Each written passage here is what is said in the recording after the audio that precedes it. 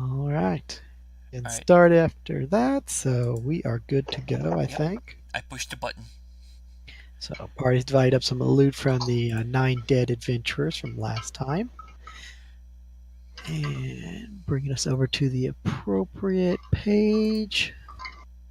We now have monies and They loots. Yay. split as they're going to loot the bodies, sell some stuff which the merchant has enough money to pay for, keep some items amongst themselves, split stuff with NPCs, get Iris better equipped because don't need the healer dropping again, Wait a minute. I have a question. and then hand the parchment back over to Creepy. Yes. Why in the hell was there a creepy merchant in the middle of an island that literally took down 2 ships to get to? These people weren't undead, and yet they were having us protect them until they all got squished. Mercs were protecting merchant who came here to make money. And there's no maybe money, find but stuff for him to take home. But there's not much money making to be made here. There's no one to sell stuff to. Well, they mentioned last time that they were trying to buy time here for something to be dropped off. You Like an say LZ. that. You don't realize the fact you are who he would sell stuff to. After all, but how what did if he had a know few we were crates coming? of healing items and was just, selling them? Well, in all fairness, several other groups headed out before you guys when they broke land. Some of them came back to resupply after clearing the area. Others, like the other half of your group, headed for the temple up on the hill. This could have just been our group of small mercenaries coming here to set up like a waypoint or wait for supply drops to secure the area, and you just happen to catch up to them. And during their whole defend the town, get mauled by zombie situation. I mean, I'd say you probably could have asked them, but they did. So all you got is just creepy merchant guy whom you can trust as far as you want to throw him. Maybe Man, depends on I how wish Too much I money could involved speak for to him. the dead. you can talk to Sam, and then Sam can relay it to him. If Yoda was still alive, he would have spoke to the dead. I just bit my tongue. Ouch. And you said that live, dumbass. Actually, what the funniest part I found was, So the party will loot the dead 9 adventurers, unsure of what kind of drop or purpose they had. Burn the bodies afterwards in one of the houses, not to leave too much smoke and to prevent them from possibly rising up because they don't want to fight more undead currently. Split up the loot, sell to the merchant. Sam will investigate the contract without opening it, and then the creepy fellow will ask for it back since Sam doesn't want to take up whatever their deal was. And that leaves you guys with standing there and now a dead town with more undead loot and then NPC loot already sold to him and such. I assume you also sold the dead loot to him. Yeah. What all does he have available for sale? Sam will ask. He will look at Sam and respond, lots and few. Mostly advice for a price. Oh. You come here selling knowledge? Among other things. What physical things do you have? Good things. You wouldn't happen to have potions on you, would you? No, they used them all. They're dead. He does out of sight, of course. What physical things do you have that are available for sale? Oh, much, but few. Mostly scrolls and oils. And what scrolls do you have? Ones that heal wounds, some that make wounds, some that do other magical effects. We are interested in these goods, but without knowing what they are, it's a little hard to buy them. One functions much as that one with the holy symbol and can repair wounds. Have several of those for a price. Other one can incinerate targets in a giant wave of fire, not too far. Burning hands? Yes, I believe your hands will burn. I meant the spell on the scroll. I know not what wizards call it, but one does complete it, and it does create a gout of flames. May I see these items and see what they are? I am a Very magic well. user, so I may be able to find things that are of use. Fine. But if you break it, you buy it. I have no intentions of breaking it. That would be You a have been waste. warned. He will return his cloak and grab one of the dangling scrolls and hold out the parchment to you. This one works like how that lady does. As Iris just sort of cocks her head and stares at the creepy fella. Looking at it, Michael, arcane or divine? Divine. Yes, Nix? 7 is going to give Mr. Creepy Guy a sniff. He smells like mold and basically like a cemetery. So he smells kind of like death a little bit. Like decomposition and graves and mold and such. A little unpleasant for most. If you spend too much time around him, you'll start to pick up the smell and be like, ugh. For you, How you close probably is like he it. going to let 7? You can get like right up on top and like literally put your nose up against his robes. And he's going to get a lick. You will lick the robe and it will taste a little bit like iron, a little bit like dirt, and salt also.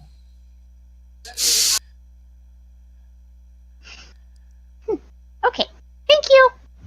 No problem. I will need a spot check from you though.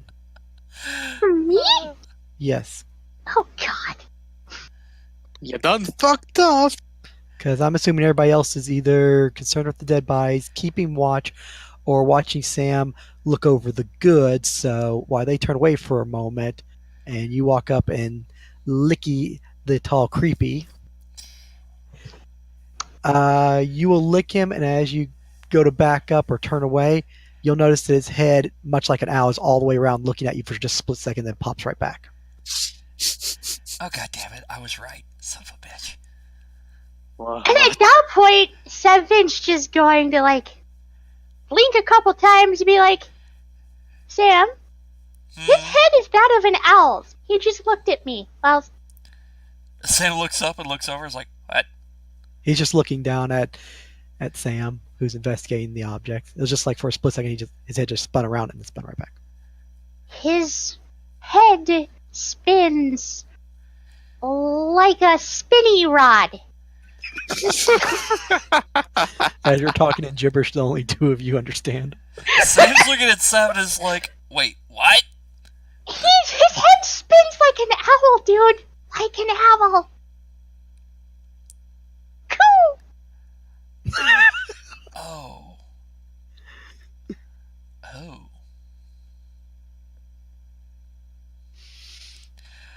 Add a character? I am so glad I did not invest in a certain item, otherwise I would probably find the answer I was looking for, and I'd have to kill this guy, god damn it. There's a certain item I thought about getting just for this island, and I'm add a character glad I never did. Because just by wearing the item, you can tell where anything you look at, whether it's living, dead, or undead. Oh my god. I'm willing to bet this fucker's undead. Add a character. You investigate the scroll, identify will get you past the whole read magic requirement, I probably. can So pop one read magic and it's good for 40 minutes. I can do 1 page per minute. it will be Cure Light Wounds, cleric style. Be right back quickly. Cure light wounds, Sam mutters. Iris, how much you want to stock up on? Because we probably should grab what we can.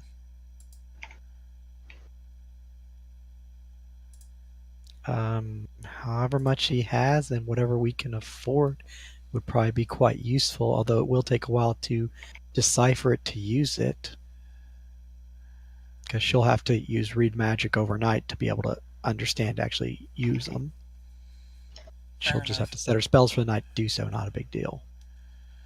Fair But she's not sure about how many other magic users could possibly utilize them. I might be able to make them work. Maybe. Samus mutters that to herself, and then looks over some of the rest of the stuff he has. Is it all cure lights? He basically holds out the robe, and below the 3 with the empty slot, he then pulls out another one, hands it over to you. You glance it over, burning hands, as you suspected. Looks like he's got about 3 of those. Arcane, of course. Alright. What else does he got? Does have 2 scrolls of something else. He informs you they're the same, hands you one of them to investigate, and shield.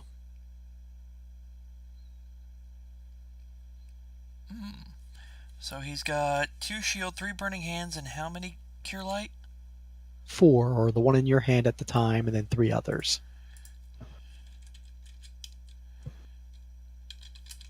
In addition to oils and whatever else Creepy has.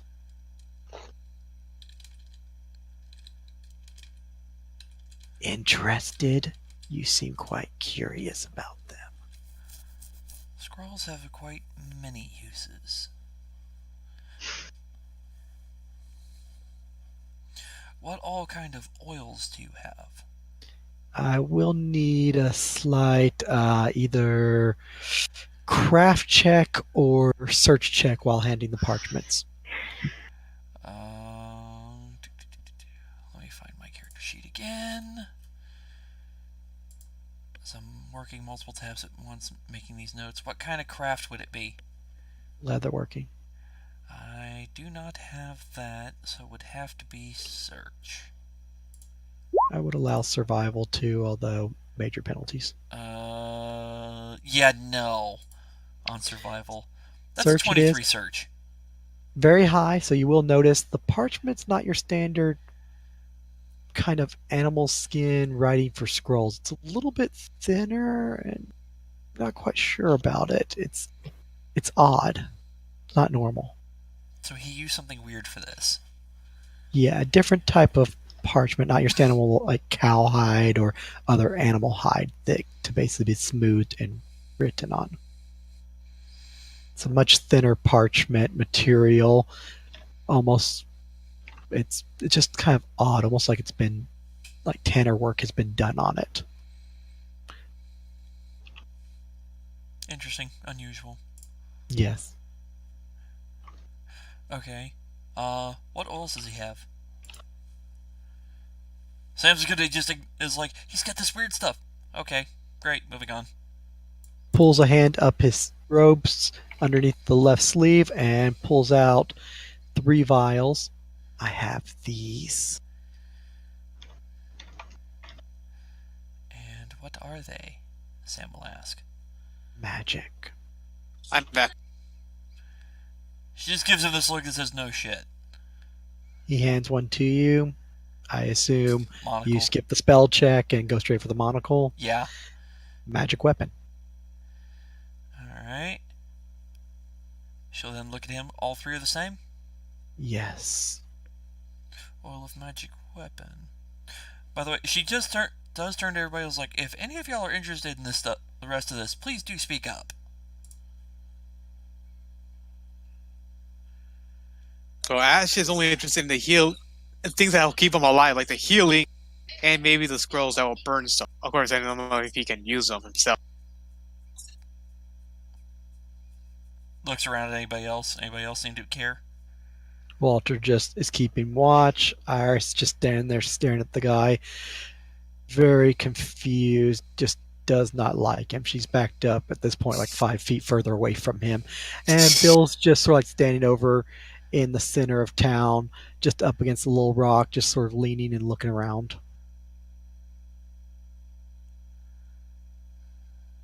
Just out of character, anybody can use scrolls, or do you have to be a specific? You need spellcraft to use them. You have You to either be have to the use magic appropriate device or caster you have to be use the magic device. spellcaster of it. Okay. Okay, that makes sense. Yeah, Which- potions are better off for anyone. That's why Sam mentioned something, because he's got oils which anybody can use. Okay. Or if you're special, you need tiny skulls. Unfortunately, the oils are useless to your 2 mind bladers because their weapons are already magical. Correct. I don't need to rub oil on my mind weapon. My mind weapon is magic. I am the magic bitch. Pretty much. Okay, she'll hand that back to him. He'll slide him back up the left sleeve with his hand retracting in and then coming back out. Michael, is there anything about his movements that seem weird? They're stiff at times, and other times they're very fluid.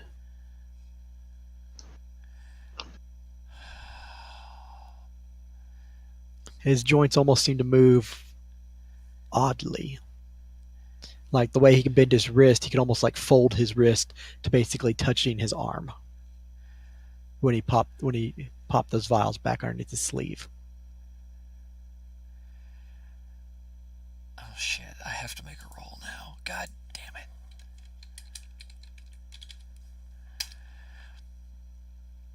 That was lower than I would have liked.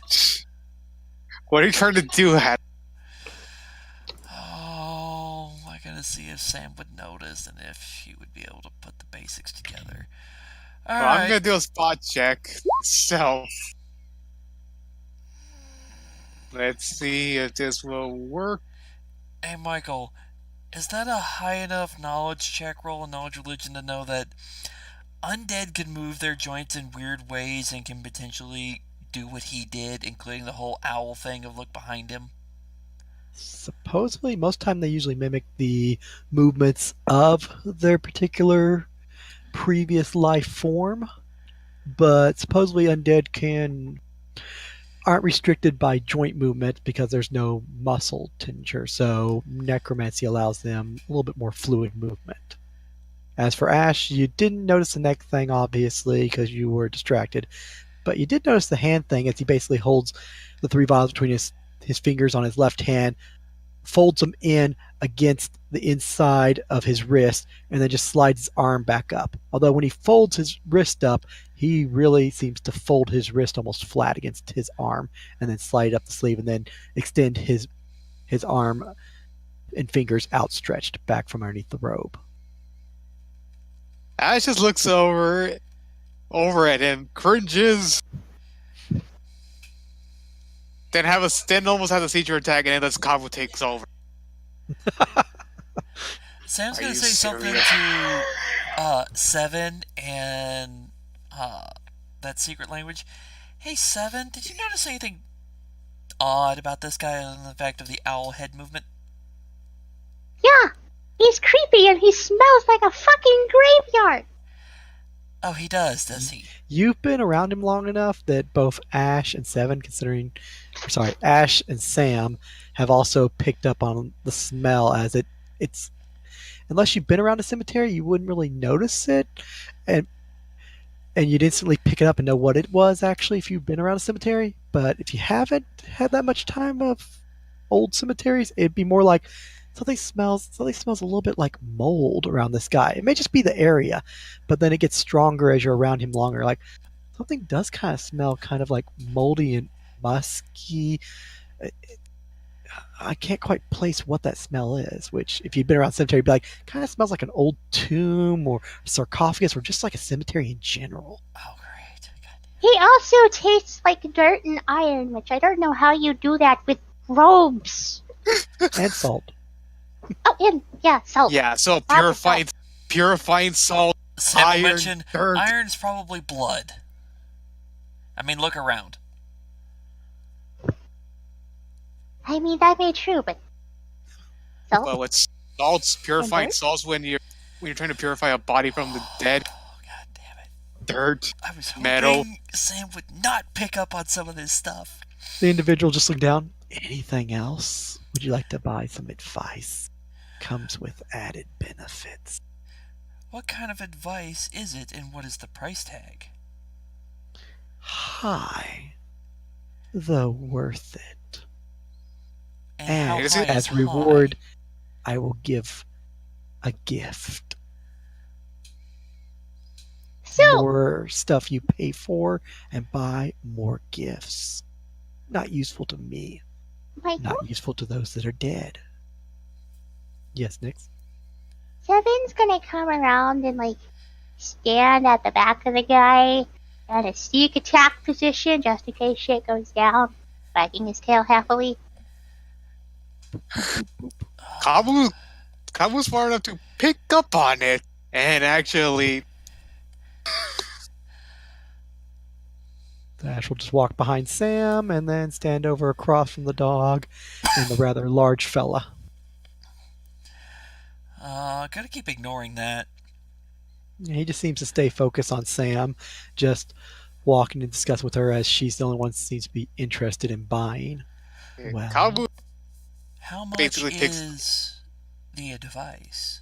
You say high, but how high is high? Because I don't know if I can afford it depending on how high it is. it escalates per piece of advice, and the advice gets more beneficial, and so do the gifts. Ah, so what is the lowest level of advice cost, and what is the highest level cost? Goes as you pay. First is 100 gold. I see.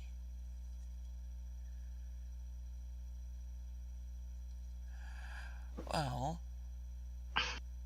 He'll just sort of reach out and place a hand on Sam's shoulder kind of creepily as he leans forward with the mask up in her face. Others did not want advice, and you see where that gets them. As he then takes the hand off her shoulder, backs up a little bit, points over to the building where the smoke's coming out the windows. Then Oh. brings a finger over in front of her face. You might want advice. knowledge is It puts the hand- power, and those who do not heed proper knowledge will find themselves powerless in the face of things that to come. The individual just turns to the dog, reach underneath his right arm, and pull out a large bone and set it down in front of Seven, and then turn back towards Sam.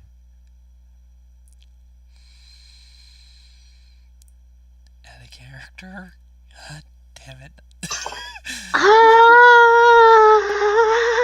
I don't think Seven would be okay with that. You do notice the bone does have some meat still on it, and smells somewhat fresh and good. That's not suspicious at all. Oh my god. Seven is going to sniff the bone Hey, Seven? and see if it's poisoned. Hey, Seven? Yes. Can I borrow some of your money? Sure. Okay. I don't trust this guy. If I could throw him. Stella's just hanging out over near Walter, keep him watch. Like, nope, nope, nope. This could go bad. You guys can make a deal with the creepy devil. She We will already not. did that. Yeah, we did that a while back. And we did it without knowing anything. Sam's figuring out some details on this guy. Which point the individual just sort of turn slowly and face Ash. And would you like anything? Or your companion? You have been quiet. Nothing wrong with quiet.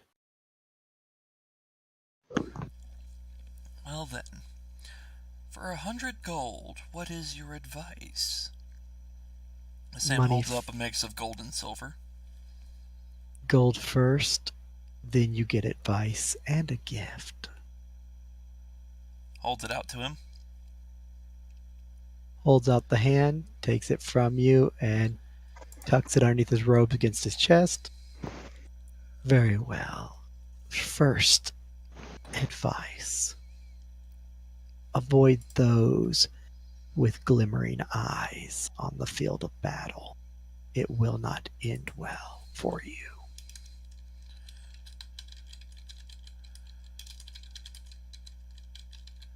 And since you're a good customer, he reaches his right hand up the sleeve, and then pulls it out with a large metal ball basically coming out from the sleeve, which barely fits. And as he stretches it out, a pole's connected to it, and it looks like he's holding a heavy mace with like gaps in the head, and hands it over to Sam.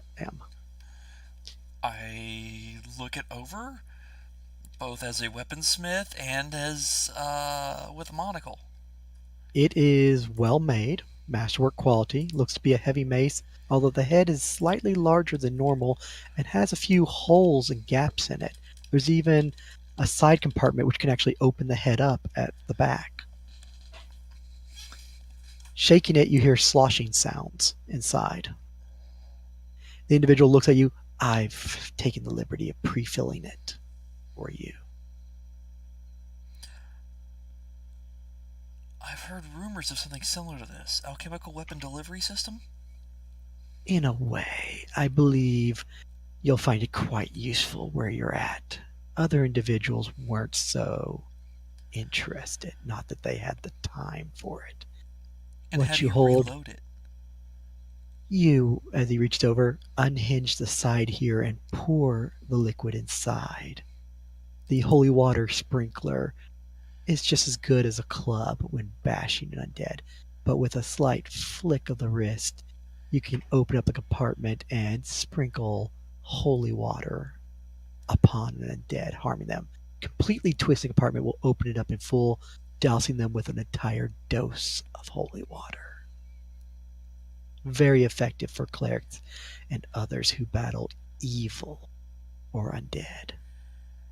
And how many fair sprinkles gift. per dose? Undead paladin?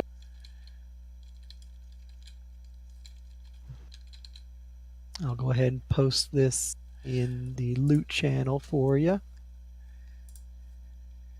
That's what it does.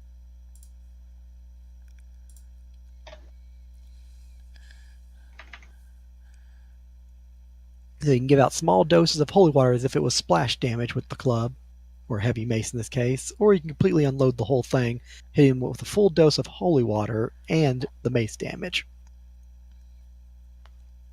And can be reloaded with more holy water. That's pretty cool. Very useful if one of you need a bludgeoning weapon to bash some skeletons, or just want to basically soak any type of undead.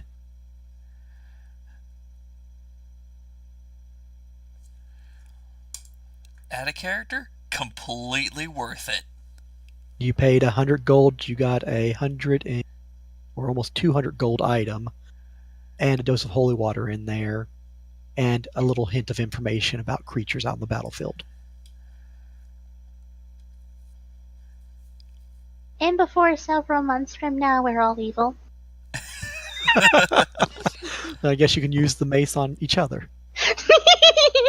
As long as nobody turns into undead and I have to use the mace on them. Well- Don't die. Oh god. Ah, poop. Wait for a So, moment. useful? Yes. I am Very. quite nice, aren't I? You are indeed. Iris, Indeed. he does have 4 of the Cure Light wounds if you're interested in acquiring them. I would recommend it personally.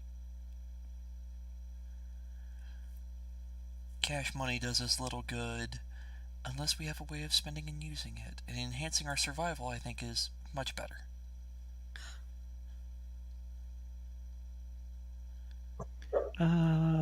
Okay.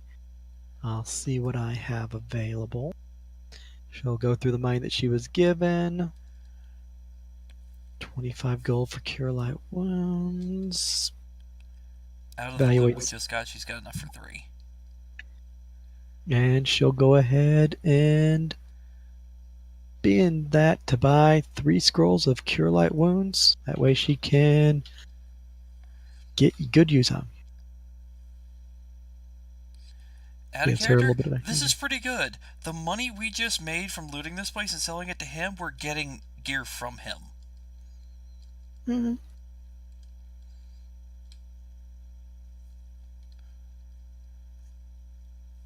Anybody add a character? Any of the rest of y'all have any interest in any of this? Seeing as I we do. can get advice, maybe other items out of this, in addition to what he's mentioning. Sure. Hang on. Do we have? Could we get a set destination? We have a destination. More of a correct dog. Hang on. Lydia, I don't know where you went. I'm here. Well, you went away from the mic and I couldn't hear squat personally. Sorry. Is there Okay. any area that is wise we avoid? He Is there an charges area per of what? advice. He charges per advice, so that's why I'm asking if anybody else is interested, or am I showing Yeah. money No, for I can everything do we need? fair. Cabo- I recommend avoiding any cities or large town. Very infested, but that should be common sense considering what you've met here. Consider it free for your patronage you have Yeah, given so far. Cabo allowed Ash to go back in control and told him to fork over 200 gold to him. Like, why do I need to just do? Like, okay. He goes in the bag and takes out 200 gold and gives them to the man. 200 for the next advice. That is the going rate. And then some. Were you wanting to buy anything else? I guess just the advice and what a gift too. Gift is free.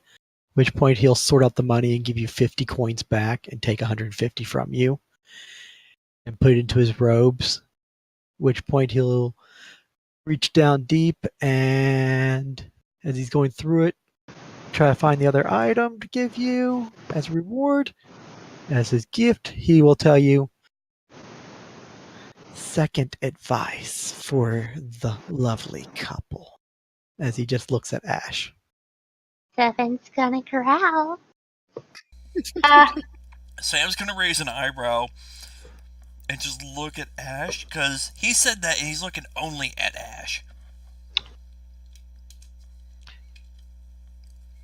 Highly recommended that you do not tarry into places dark and unwanted. You'll have a creepy feeling when you know it. Avoid darkness as best you can. Some things creep at night, unseen.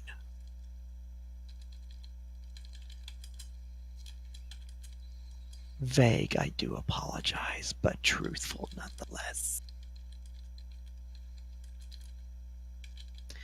And then he will finally pull out a small gemstone and hand it over to Ash.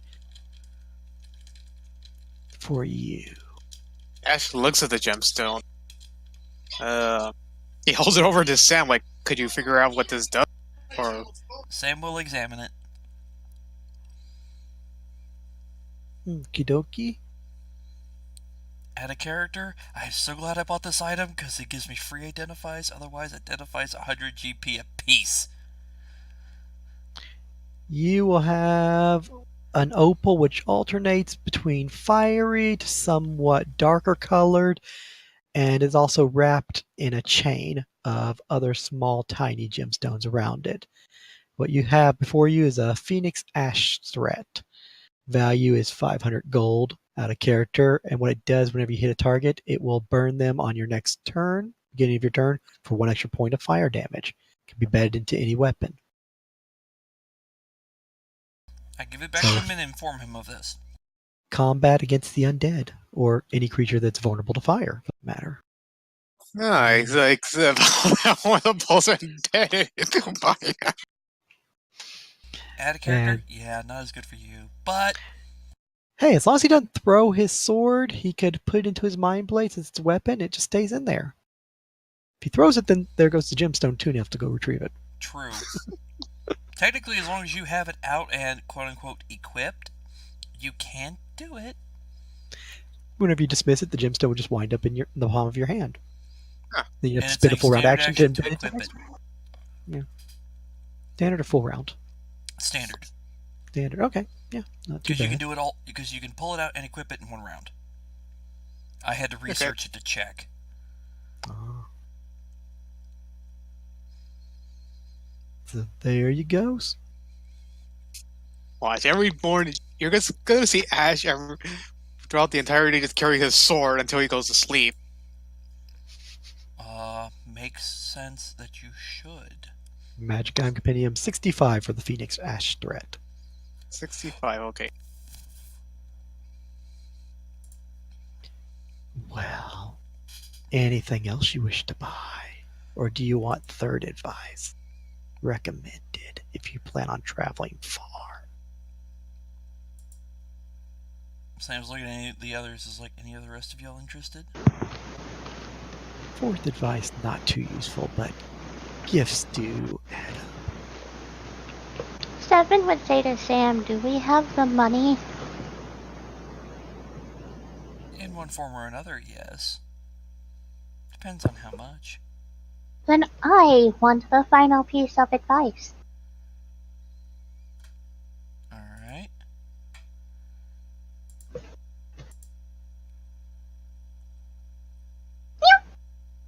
That's Bless you. 182. What else do I got? 183. I have 183 I can give him. One's an Everfull mug. And then 83 and 84. 85 in gold. So money brimming over the top of the mug, and then the mug itself, which sell value for half Puts it to equals 100. 100. Yeah, it's a 200 GP item, which sells for 100. Oh, Looks yeah, at which, Michael, which version of the stone is it again? Least, lesser, greater, or lower? Wait, I don't think I could get lower. it's the lowest version. Least. Okay, so least. Okay. So basically requiring masterwork item or better. Okay. Which your item's magical, so you're covered. If you put it into your mind blade, otherwise it can be put into any other weapon of masterwork quality. Okay, Michael shelling out that plus the 85. So 100 total. 185 total. Because sell value of the mug is 100. Yes. 185. Little short. 200 for third advice. Alright. 15 more in coin. Iris will walk over to you since you seem very adamant about it. She'll hand you 15 gold coins. Say, hope it's worth it. And she'll step back from the creature. That will do it. Seven's gonna eat the bone, finally. Well, I start chewing on it. It's in front of him, he has to. Can't resist any longer. Don't care the risk. Nom, nom, nom, nom, nom, nom, nom, nom, nom. You're already sick. What's worse? What's the worst that could happen? A lot. And it turns her inside out, and male and female. Ooh. Dude, we already did that confusion with our race. No, you just enjoy it. The meat is somewhat tender and loose, and does seem to have some spices to the seasoning on top of the meat. Strangely enough, although there's not a lot of meat there. And then, of course, there's the bone. Bone And shall be then- cast. Which point you chow down. Meanwhile, he looks back, finishes counting the money, while you're doing your thing. And he goes, "All right, here you go. Third advice, second to last. Very important, life and death, and all that. Avoid those who are lords of the dead and carry 3 heads.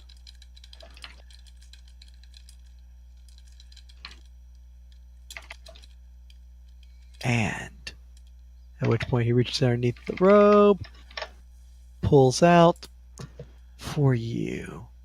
As he pulls out a one-handed axe, a battle axe with a weird little compartment attached to the side, just down from the blade on the handle for you. Take it and go over it with craft weapon and with monocle. It's a masterwork battle axe, one-handed axe, pretty nicely crafted, although it seems to have a weird, almost like container apparatus welded onto the side of the handle right below the blade of the axe. It has a little crank to it that can be flipped almost like a bottle lid, and it makes a little bit of a sloshing sound. The creature leans over. You must be new to this. That is an oil chamber. You can fill it with alchemical substances and magical oils. If you hit that lever there, careful, it will cause it to spray out the liquid concealed inside under pressure, thus coating the weapon. Currently pre-filled, no extra charge, with an oil of magic weapon. Right, these are for you, as he hands over 2 more oils of magic weapon for free. Thank you.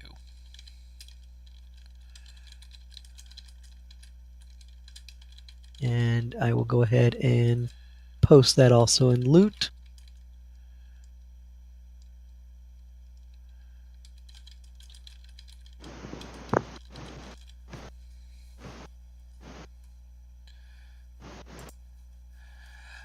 Iris, you use a mace, do you not? She looks at you. She has a light mace. Yes. Holds out the holy water sprinkler mace. I think you might find this a better use. Are you sure? You did pay a lot for that. Would you not find it more useful? Sam points at the gem in the pommel of her sword. This functions similar to holy water. Except instead of affecting multiple, it affects one pretty well. Very well, if you think so. I will not argue the opportunity to deal with the undead.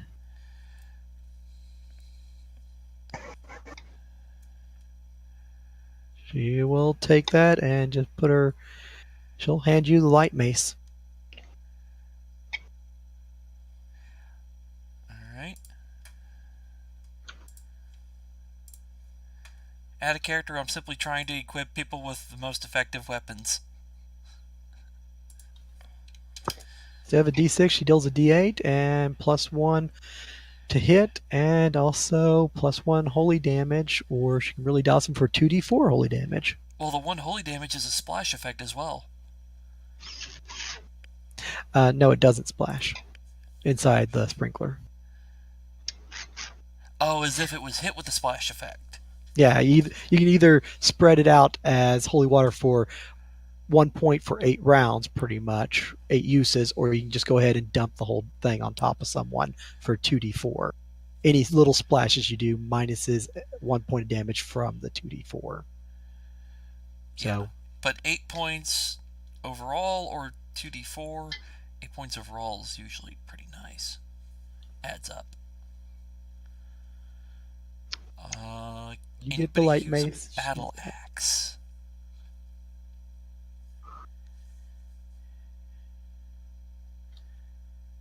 No. Okay, hold on. Let me check something. I don't remember what the stats on a battle axe are. It's a slashing weapon. That I do remember. ×3 on a critical. Battle You happen to axe hit a is 20. one-handed. It's a D8.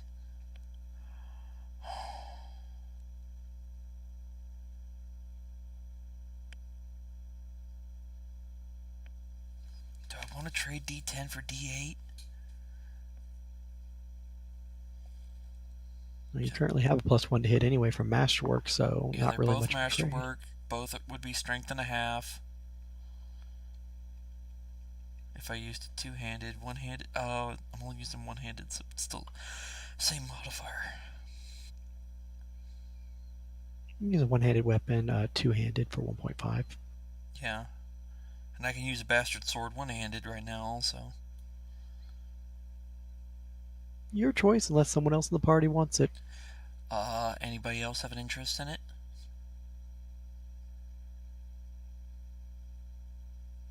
Apparently not. Pardon? Wow, people. I mean, I already paid my money. Lydia, your turn to pay for your advice. I don't have much. I have like 5 gold, maybe 10 at most. No, we need like 250. Oh well. Plus what you got from the party. Oh. If you were keeping track of that money, it'd be handed out earlier. And sure, I'll pay that. I was gonna say, she's not even in roll 20. Yeah. Well, Well, she did get 20 like 90-something Wait. gold. No, she got 11 plus 13. She got 94 gold shelled out. And 5 silver. And 5 silver. So it was like, no, she got money. It's just Lydia not entirely paying attention to the game.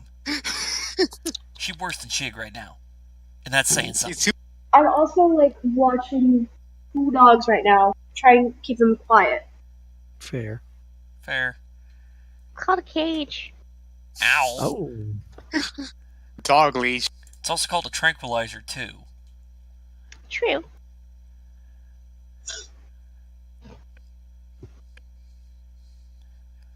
Well, I guess the axe you guys are just hanging on to for now. Can always sell it later for mun-muns. True. True, but I'm not going to sell it back to the guy who gave it to us as a gift. That's rude. Exactly. You can always hold on to it. Plan on holding on to it because we might end up needing it. Flashing weapon, an emergency magical weapon. I've got a So few you'll just things pocket those in 2 reserve. potions for yourself and pocket the axe. Yeah.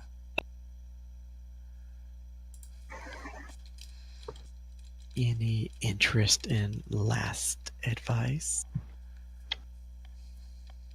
Or any items you wish to buy? Scrolls? Maybe some more oils?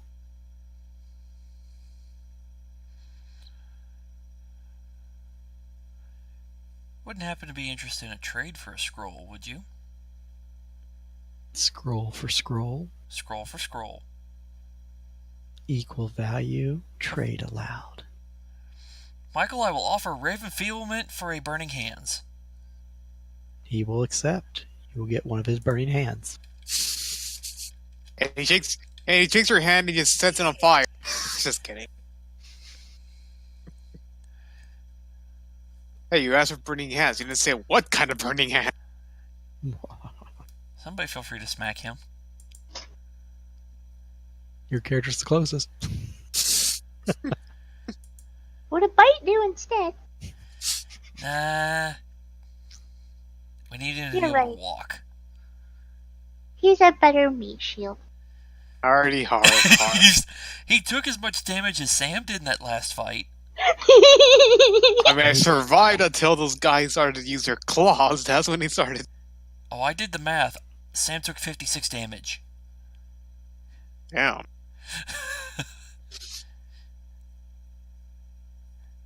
That was before all the claw bullshit. Alright. I don't think we actually have enough to be able to afford the next advice. As I start going through inventory and loot shit. Yeah, I don't think so either. Cleaned out most of the monies. Well, Bill's just sort of walks over, like, well, if I can contribute in any way, I mean, apparently it's important. Knowledge Walter's back up, like, what's taking so long? Knowledge of our enemies is always important. Do I have to pay money for this? As Walter just looks at you. It will cost money, but we'll also get something out of it. In addition to knowledge, he also gives us a gift. Easy come, easy go, I think is what they say. So Walter begrudgingly hands over the money he just got handed, knowing full well that it won't do him any good if he dies here. So that plus what Estella got, plus That's 91 and 5 silver, plus it's 91 and 5 silver from Bill. 92 and a half because it was 11, and then 81. Or no, it was 80 and 11, so yeah, 91 and a half. And So then that's 90, 183 from the two of them. hold on, 25 plus 91, 25.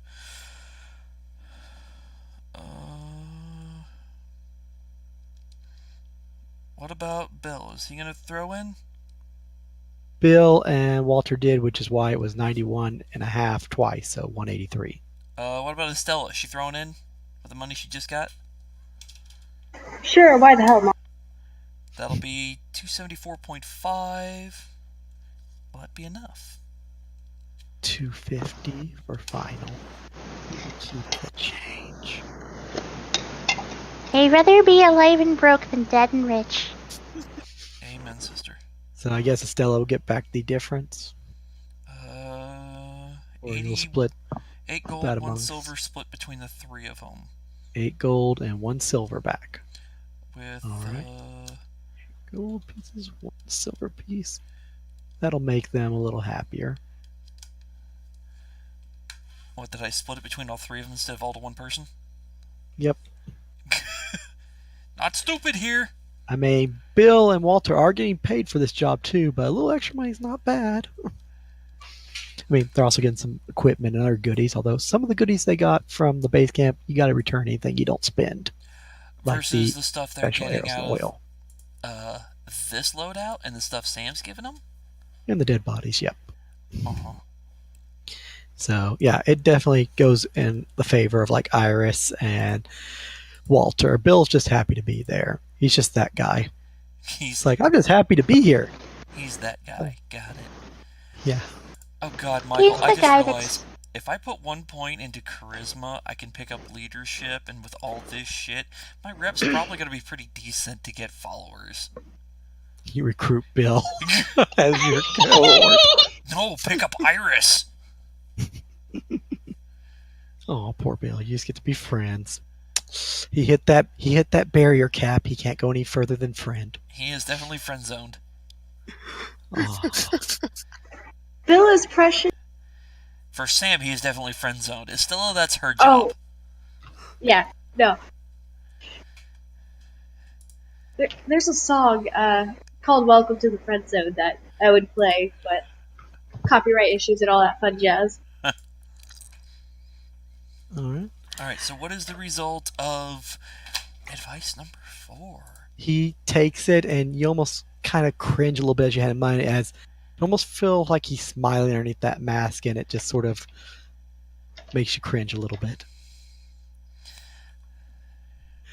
And he'll take the money, confirm the amount, and he'll explain, fourth piece of information, as stated, not as useful,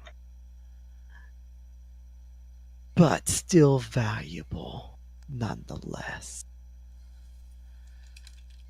Travel light. Take only what you need. Do not overlook things of value. Avoid lights, especially in large numbers. And most importantly, always paying a merchant well pays off in the end. At which point he will give you a halberd. God only knows where he was hiding at, but he's 7 foot tall, so it's possible. What the fuck? As he pulls we out a merchandise halberd, and he'll reach over to the side of it and almost looks like he's going to break it as he snaps open a compartment and pulls out a wand. As I post in the chat, he gives you a masterwork halberd with a wand chamber, and inside is an Holy eternal shit. wand of magic missile. Oh my god. And he will also pull out a small rod with all kinds of strange gibberish on it, and hand this over to you also, as you'll get a minor schema of lesser vigor. Wait. So you basically get a wand with 2 charges, recharges daily, and you get a scroll with a once per day use, in addition to the Masterwork Halberd. Oh. Huh. That's definitely worth That's it. that's pretty generous of him, man. Out of character, dude. The 250 might pay for the Eternal Wand. Marble wand? The weapons alone, Masterwork quality is 300 for the first one. In addition to its base cost is like 60, and then he gave you 1 free holy water on top of it. The next item is 500 for the Ash Threat, which you paid 200 for. And then the third one got you the Masterwork Battle Axe, which is 300 plus the Battle Axe cost, plus the attachments like 20 to 30 gold, in addition to an oil plus 3 oils of magic weapon, which are like 50 gold a pop. And then the last one's Masterwork, which is 300 gold for the halberd price, plus the Eternal Wand, which is like 300 gold. And then you get the schema, which is like 200 gold. Yeah, we spent 700 and made 3,000. Basically. Damn. In addition to 4 pieces of information of don't stick around the dark, especially if it feels real creepy, because things lurk in it. Don't stand around large moving sets of light, very dangerous. Stay away from creatures that have gemstones in their eyes, and stay away from a Lord of Undead that has 3 skulls. All of which are good information.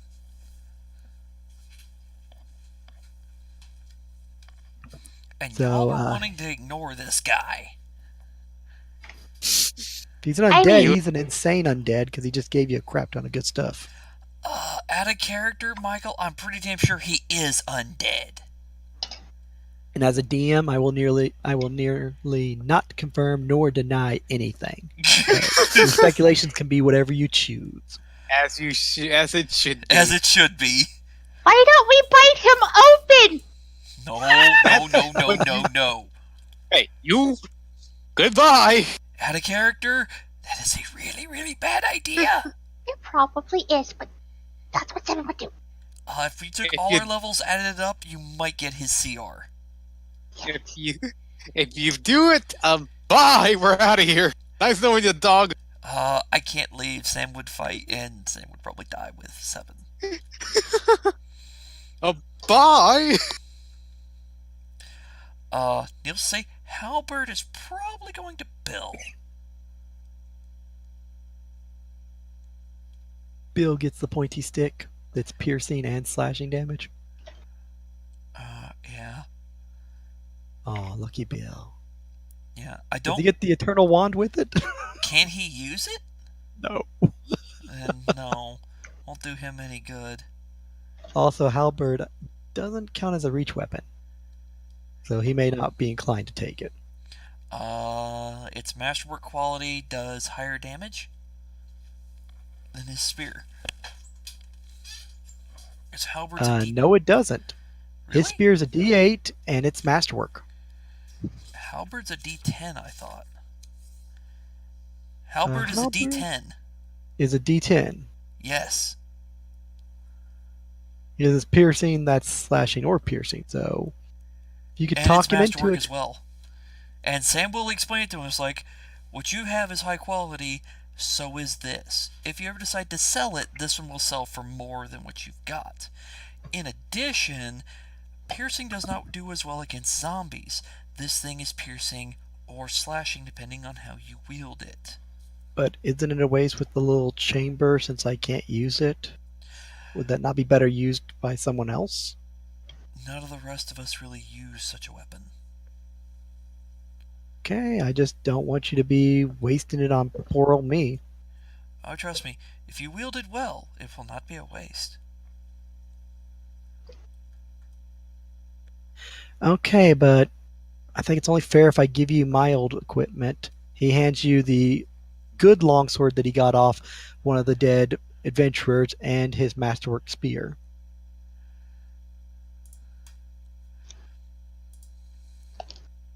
And I assume you're going to keep the Eternal Wand. Yeah. Because Well, all you have to be is Masterworks, a caster to activate that one. because that way he'll keep this piercing, and then he doesn't need the longsword for slashing because he does have enough common sense to roll together for that, surprisingly. Like, this does both. Well, then I don't need the longsword. And you already said it's more powerful, and I can see that by looking at it, so yeah, I really don't kind of need that. So, longsword, masterwork long spear. Oh, wait. Beal may not want it because he does have weapon focus. Does a halberd count as a spear? Does not fall into that category, I believe. Axe head, if you use a reaction. Make during trip tech.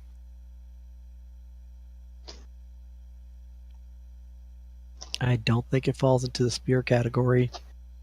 So he would lose out on his weapon focus on that. So he'd go from a D8 plus 1 to a D10. Minimum damage becomes less. Max damage is still a little bit more. Lose out on to hit for an item that couldn't. So he probably would then decline Okay. because it's not his specialized weapon of choice. So he'll keep the long sword and the spear after picking up and weighing. It's like it's just not the same. Sorry, I've trained too long with this. Okay. So he will give it back. Michael, I do have a question for you. If I wield a halberd while having the light shield equipped, I lose a shield bonus and take a penalty to the attack, correct? I do believe that's how it works. I can double check with shields. So I believe that's how it's work is you will lose the shield bonus for that round while you attack. And I think you take like a -2 or 4 to the attack. Potentially. I know with if you use your shield as a weapon, you lose its penalties. Shield wound, shield bash, weapon. I think that's only buckler that you can do that with. Might be so. Though you cannot use weapons with it. Okay, so if I use the halberd, I will not cannot use the other. Sad day.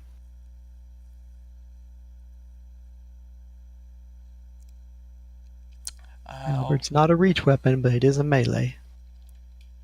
Basically an axe on a pole, but it still counts as basically an axe because time 3 damage and all that.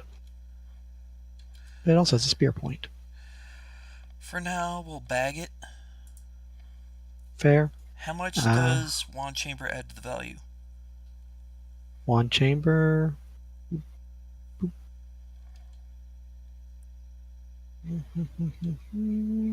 Is that I do not have noted. I'd have to roll up a little bit. The Wand Chamber adds 100 gold to the value.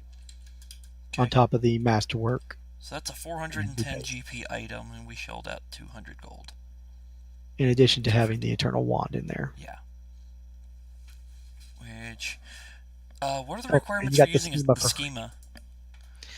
Functions just like a scroll. It is neither arcane nor divine. You must have it on your spell list, otherwise you have to make a check, and you must basically be able to understand it. So,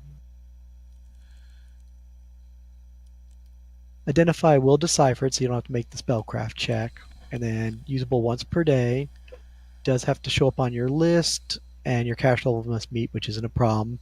Otherwise, you have to use UMD check to use it, which is DC 20 plus the caster level of the spell or infusion. Which in this case is a 1? First level spell, first minimum caster, just like a scroll would be, so a 21 to utilize it. Usable once per day. Downside to this good item, which is worth 400 gold, actually. If you fail the use magic device check, it goes dormant for 1d6 days. Ooh.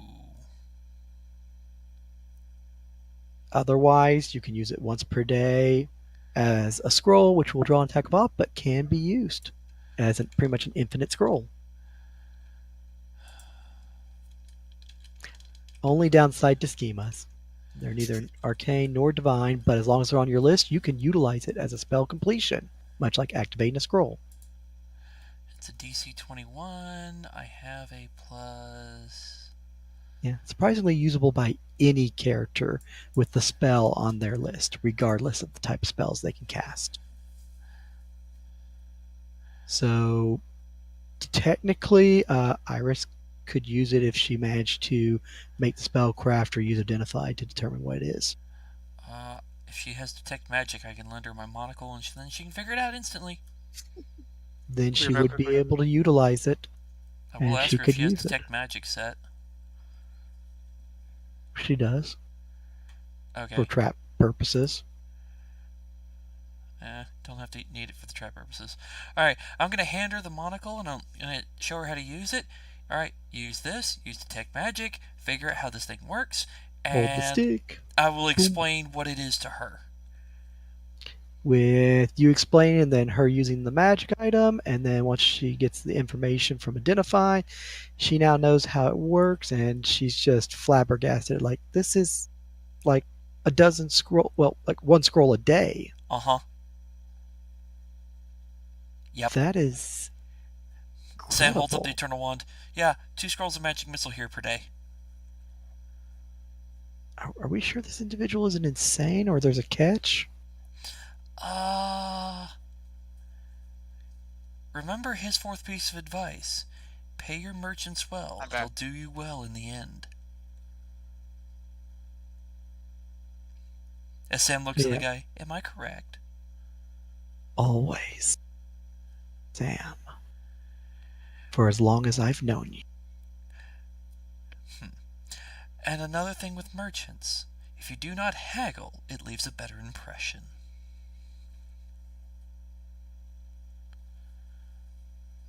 Because it means you either understand the value of what you're selling, or you understand the value of what they're selling.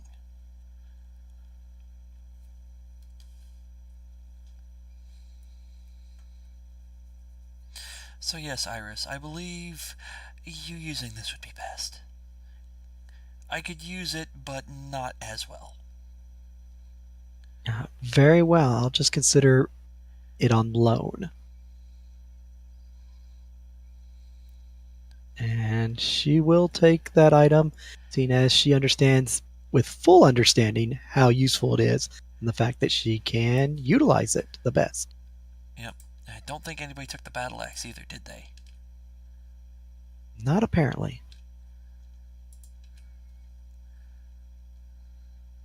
That pretty much puts the sprinkler in her hand. Yeah. I'm just And then marking these items for the bag of holding right now since nobody's claiming them. And I will just mark it under the loot list that is currently with Iris. Yep. And then that'll just leave the other two, the battle axe and the wand chamber halberd with the eternal wand. Wand chamber halberd being bagged, battle axe being bagged, oils of magic weapon being bagged unless somebody wants them. Alright, I'm going to delete those 2 items off the list since you got them, Adam. Yep. Okay, saving, that is gone. Yep. Gone. And last but not least, gone. And if you look on the bag of holding, you will notice it is now listed. And I will add the minor schema back to the party loot, as Iris commented that it's just on loan.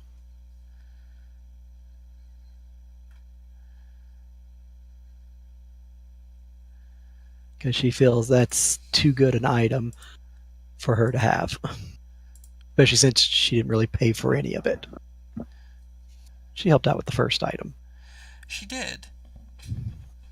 And then she's also getting that sprinkler. Iris got the most geared out of this whole thing. She got a light wind shield, chainmail upgrade. The sprinkler, the schema. She also the boots. Some scrolls. Got the scrolls. Hey, it's better to gear the cleric. Make sure healer no die. Alrighty. And that is that. Okay. Anybody have any disagreements or anything? Or have I agree interest in with any you. of the other shit? 716 for gold. You got a bone with food on it. That's not money! We spent money and got fat loot. Which you can honestly, if you don't want any of it, when you get back down, you can sell it for like 2 times the amount what you paid out. That's exactly why 716. Which part? Both Oh. of the items not being claimed. You do realize they're in Sam's bag, right? You'll just have to split among all those present, though, loot-wise, because everybody did pay out, so it'd be only fair. So everybody spent 90 gold, and they'll probably walk away with about 200 to 300 easy. If you end up selling those. It comes down to it. And everybody's still alive at the end. I mean, Ash got the little Phoenix gem, Iris got a few items and the weapon and such, and the schema to borrow. Ash got potions and the Eternal Wand, and the rest of stuff could be sold. Alright, I think we looted everything. All done. Any deals or bargains wishing to be made? What was this drop that was supposed to be happening? Oh, it will arrive in about 30 minutes. Give or take. Hard to tell with the cloud cover. Individuals were to hold this ground and clear it of danger until the supplies arrived. For those heading eastward and to secure the coast, in case they needed any supplies due to difficulty. Way station, as it were. Do you wish to stay and rest till it arrives? Will we be able to acquire any of the supplies? Oh, of course. After all, you're with the group that arrived on the island, are you not? Indeed we are. Then the supplies are yours, and thus they can be parted with to an extent, but some will have to remain behind for others should they come. Of course, we can't take everything. Doubt you could carry everything. Maybe not all of it.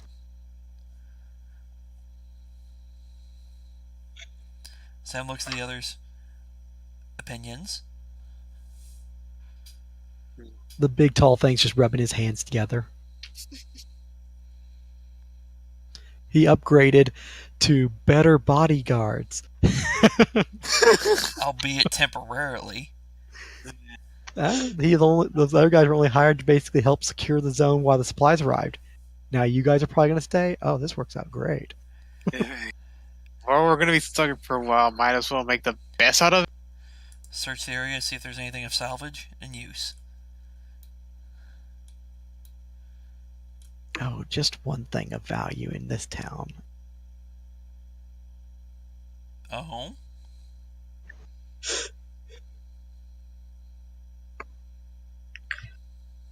I'm back, hopefully. Welcome Welcome back. back. And what is So the you- value in this place? A crate, a box, buried, found, held. Held by what? Me, as he kind of cocked his head puzzled at you. Ah, okay. As long as there's not an undead force also in this town, holding an important crate that we're going to have to recover, we're good. He looks around kind of wildly. Undead? Where? Exactly. Mm. I don't see any crate. around here, do you? No. Well, do dead undead count? No, they're dead. Very well, then I just see the dead. And you all, of course. Yes. Yes, box found inside of house beneath floorboards right where it was stored. undisturbed for years. Right where you put it, I'm assuming. Oh, no. Part of my job. Their job to escort here and secure zone. My job to recover item if it even exists. Recovery successful. Dead people don't have to be paid. A win-win. For you. Yes.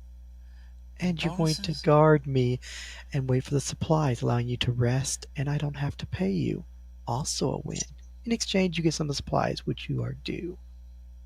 A win In for essence, us? you are paid. Yes, win for you, all of you. Michael? Hmm? Seven's going to go back inside that house that he snuck into and go lay down. Perfectly fair. Yep, perfectly fair. At which point you all will wait around for 30 minutes.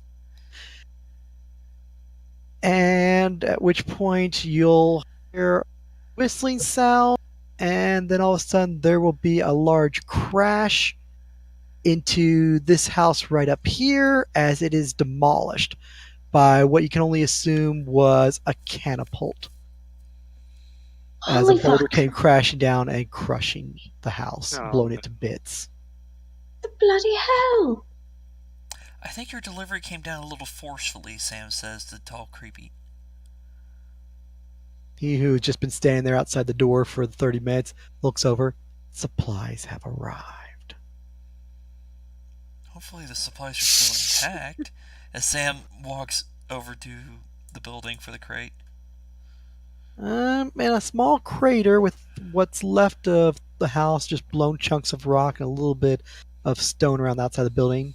Center of it, in the crater, you do see a large, almost like Iron Maiden kind of sarcophagus, wide enough to hold 2 people inside, and both sides of it have basically iron chains, and they can be undone and compartments opened on both sides, like large, almost like a wardrobe in a way on both sides, about that size, made of metal. As you undo the metal chain and open up the metal door case, inside is loose packing material, straws, and other like leather and such to hold the compartments together. And there are small crates inside, also packed heavily. Inside that is potions, scrolls, holy water, wands, a whole plethora of goods, in addition to, on the other side, water skins, small pony kegs, trail rations, and other useful tools, torches, and so forth, and oils. Are they marked for any organization? They are not marked for any organization, but considering the direction this had to have come from, it came from the beach. Supply drop, guys. You might want to get some of it. As Well, Sam holds up refill a it. potion and wiggles it. I'm going to. Restocking. How many potions are in there, Michael? Looking it over, there are 2 small crates full of potion. Each crate contains 20 healing potions. I'll take 20. Just kidding. Yoink! Let's see. We'll take this crate, and this crate, and this crate, and this crate, and this crate, and this crate, and this crate. I can see you guys just leaving like one of each left of the item in there and just walking with everything else. Not exactly sharing. Sharing's caring, guys. Come on. That Seven's and the guy gonna said come we out of couldn't his take hut. everything.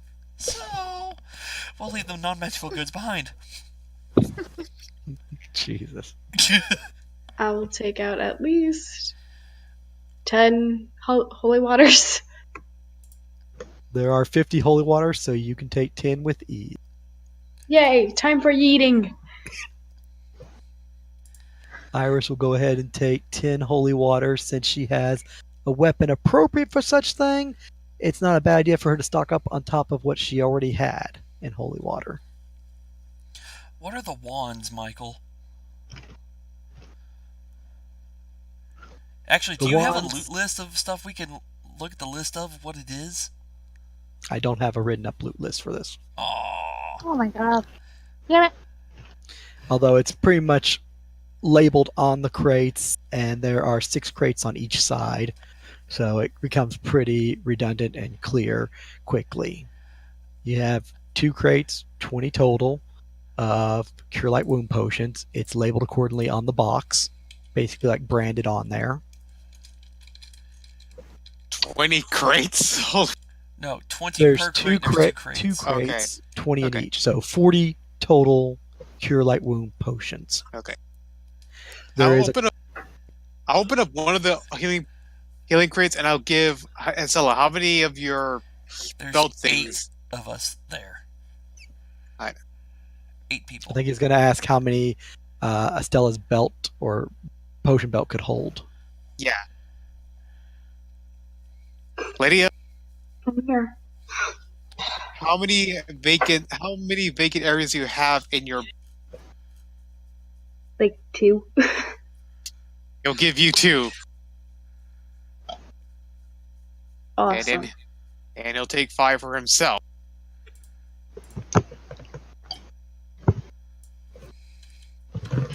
What else is there, Michael?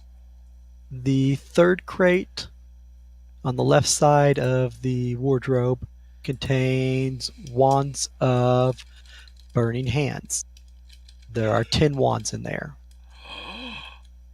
They contain only 10 charges each. Still. Take 9. That's gonna be useful. You bet your ass it will be. That You should suggest taking that they can 9? hold a wand too in a chamber. Uh-huh. Of course, it's only going to be a D4 it deals and save for half, but still. D4 cone effect. Yeah. I might actually use that halberd now. And the fourth crate is another set of wands, this time magic missile, 10 charges each.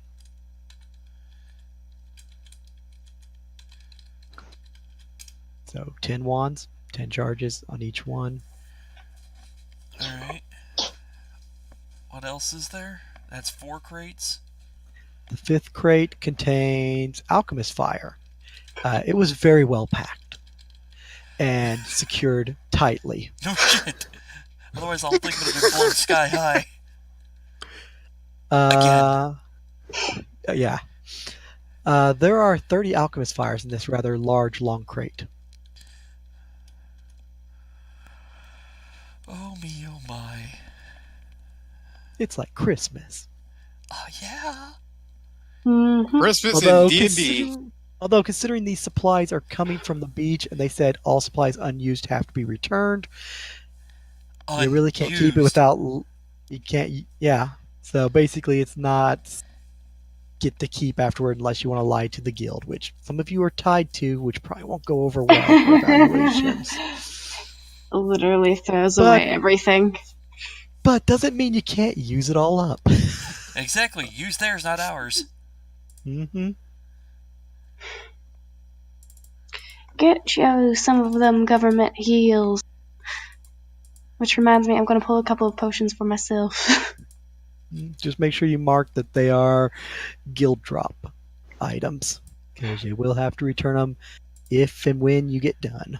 How many potions are you taking, Lydia?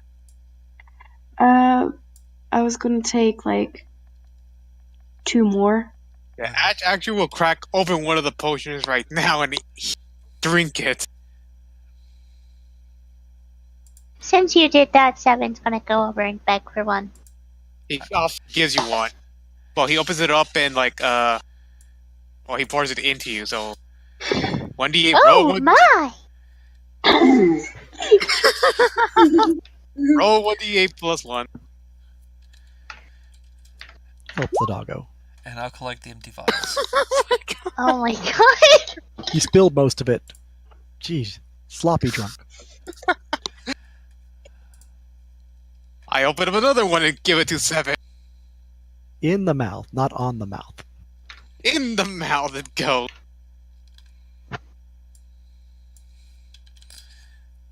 In I'm the assuming mouth. you In just- the.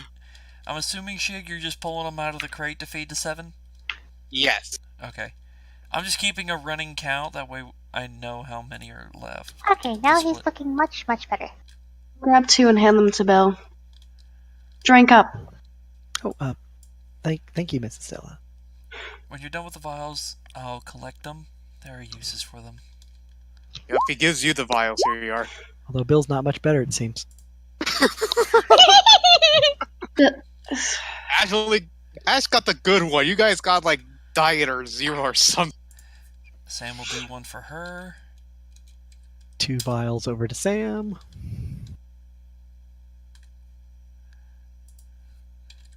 Because guess what? Vials are worth money. Vial with the stopper, like a silver piece. So No, half they're a that. gold piece, Michael. 5 silver then. Yeah. And she's getting all this for free. Because it's all brought to you by the guild. It's a drop in the bucket compared to what they're spending on this place. Also, the importance of this mission. Not worth it if you're dead. I know, but guess what? All the money she makes off this? Hey, there's a merchant over there she can go buy some more stuff from.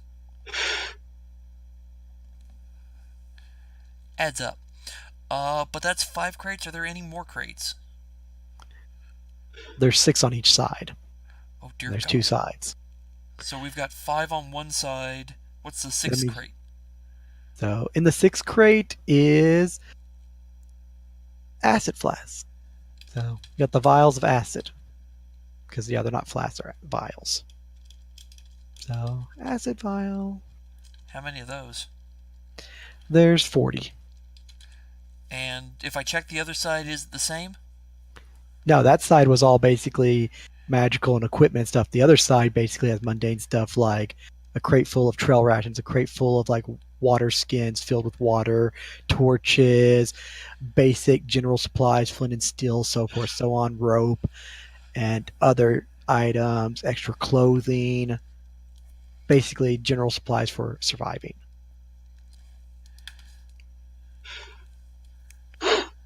Alright. Sam will pull out another 3 potions and pass them around to the rest of the group since Estella and Ash have already grabbed a bunch. So make sure the NPCs each get 3 potions. All right, And 3 more for her. adding supplies. That'll leave 9 potions left in the crate. Hey, first come, first serve. Yeah? Yeah?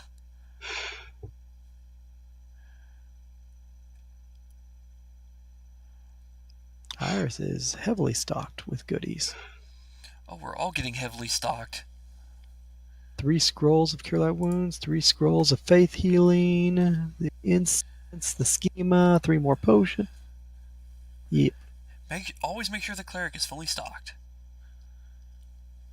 Just make sure she doesn't go down trying to save someone. That's what the belt of healing is for. Does anybody have use for the wands of burning hands? Not particularly. I think you're the only arcane caster, so. Well, I don't know if Walter the Ranger can use any of this. He just sort of looks at you and shakes his head. Not my area of expertise. Scouting and shooting. Okay, just checking. I've known some people to have skills that aren't as obvious. One could only hope. Michael, I'm going to take 3 of them. Okie Of the So burning it's hands. not a full 50, that's 30 charges, so goes quickly. I mean, anything you don't use, you can always turn it back in. Better than taking one right now and needing another one. Exactly. Because this turns things more fun.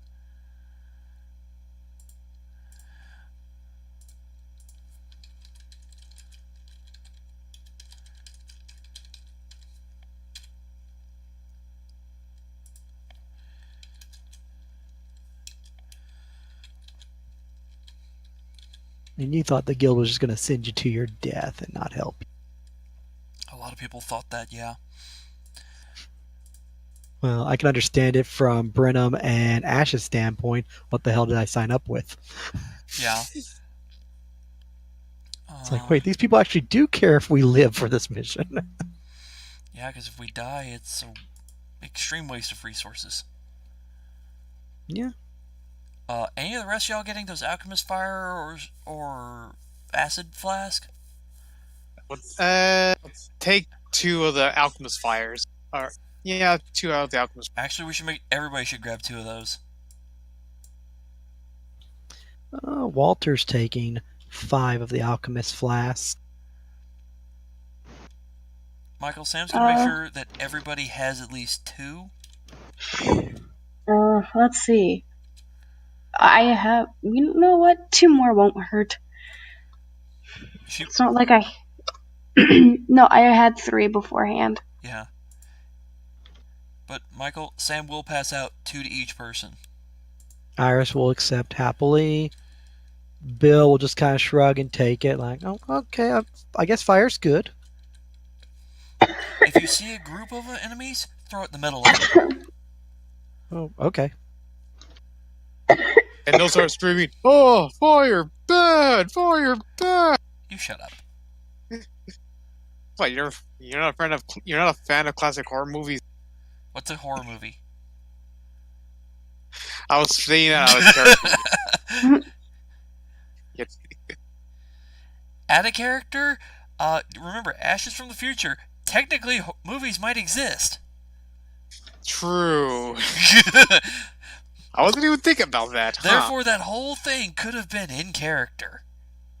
Look on the magic scrying mirror, which pops up the illusion on a wall. We call this a scrying image. It's a motion picture. There's going to be no use for this in the near future. You'd be surprised. It's like silent image, but then it's programmed image, and it can do things. Oh my god. That part is Eberron actually does have like scrying orbs which create holographic images and show people things. Oh my god, so it is possible. So it does exist in Eberron, yes. There actually is like video recording. Yes, so it is possible for Ash to actually have... I've seen something that was recorded, yeah.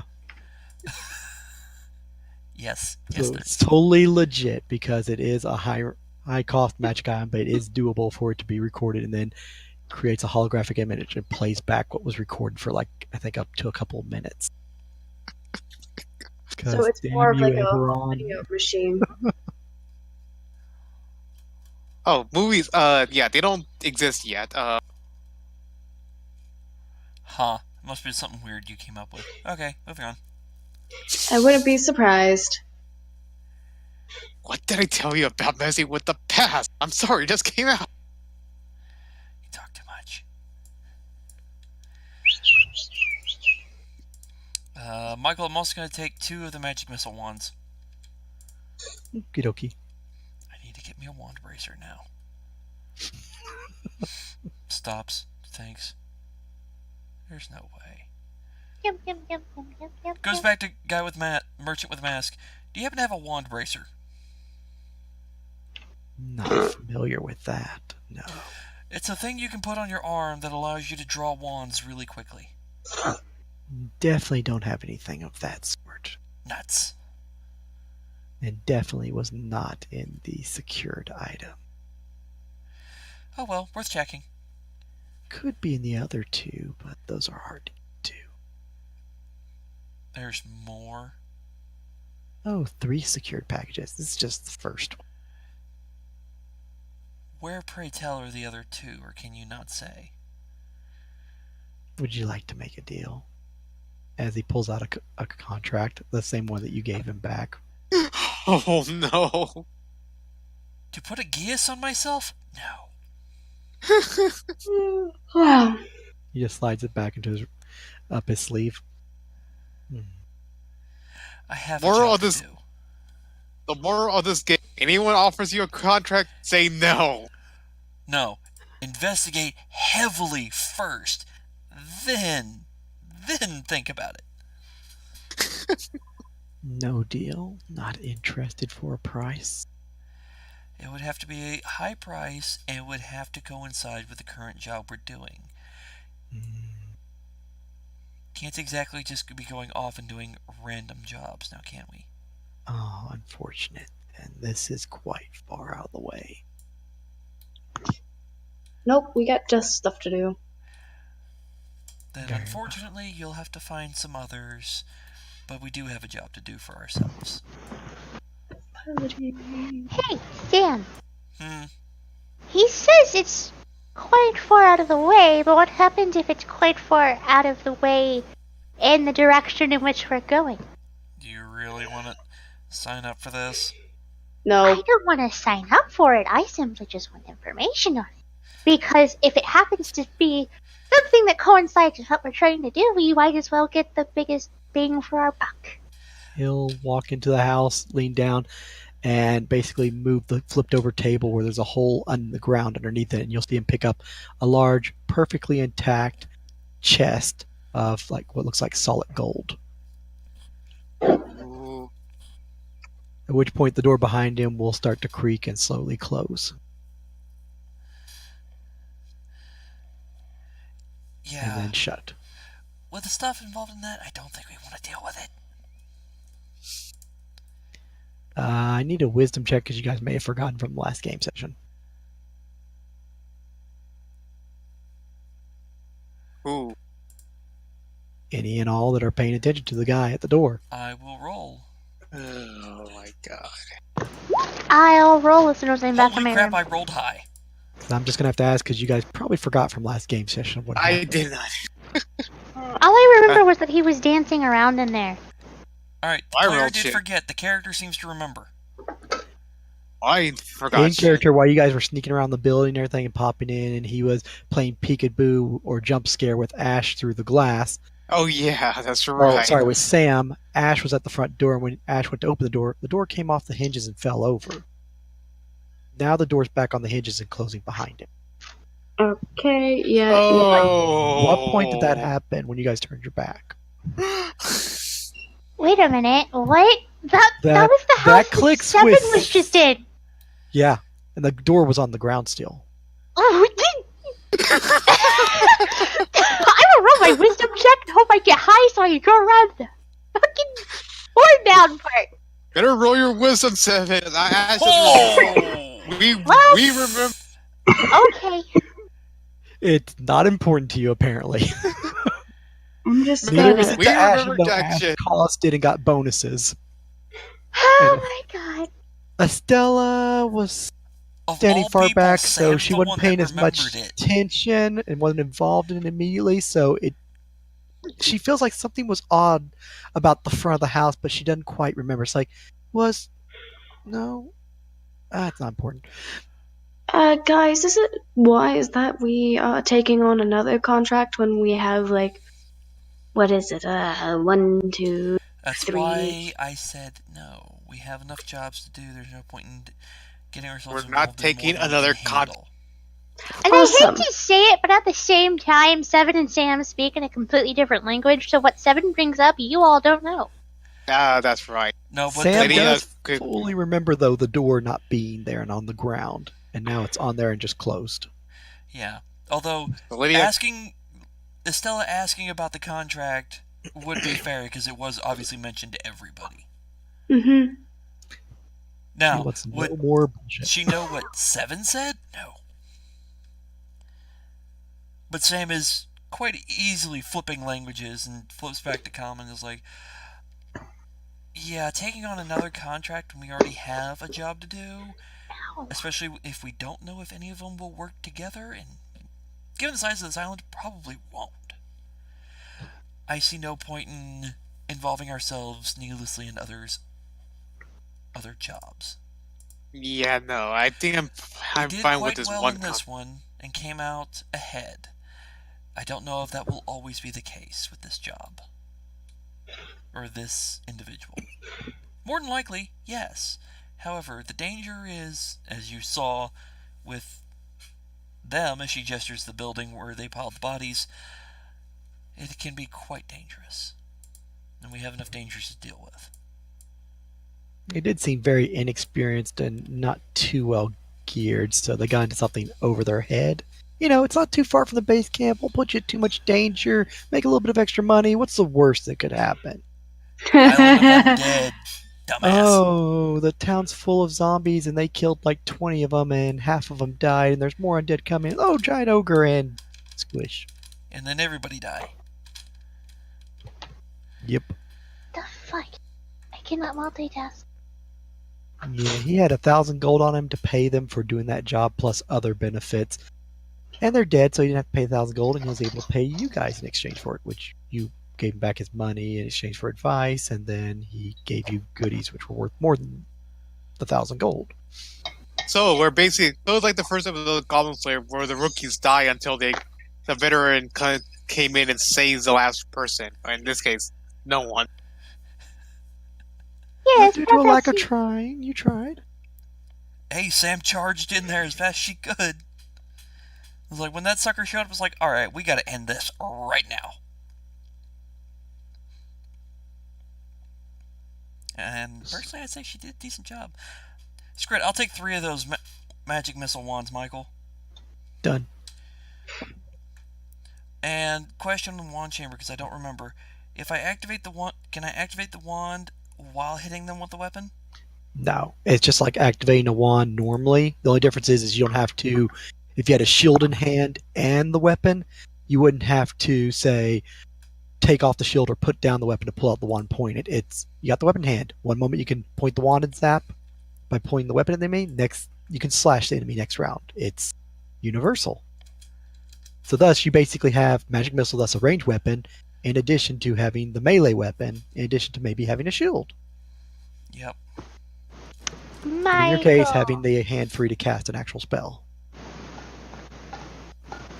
So I'll be having to ditch the shield. Convenience.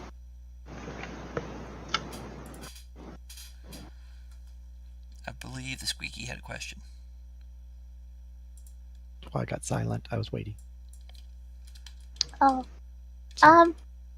What faction does it look like Iris is a part of? Remember, Bill, Walter, and Iris are not part of any of the grand guilds. They actually were hired on by Alum to fill the requirements of 13 individuals coming to the island to complete your job because you needed us, because it was required by the patron. So they're mercenary slash adventurer slash maybe lesser guild individuals who got roped into your mess. Okay, I was just personally wondering because Mhm. in Seven's mind, he's just dished out a bunch of money towards people that got items instead of him, and since Iris is here, his mind automatically goes to, well, once she's no longer useful, I want my stuff back. Well, she in her mind is borrowing the mace, the sprinkler, and borrowing the schema.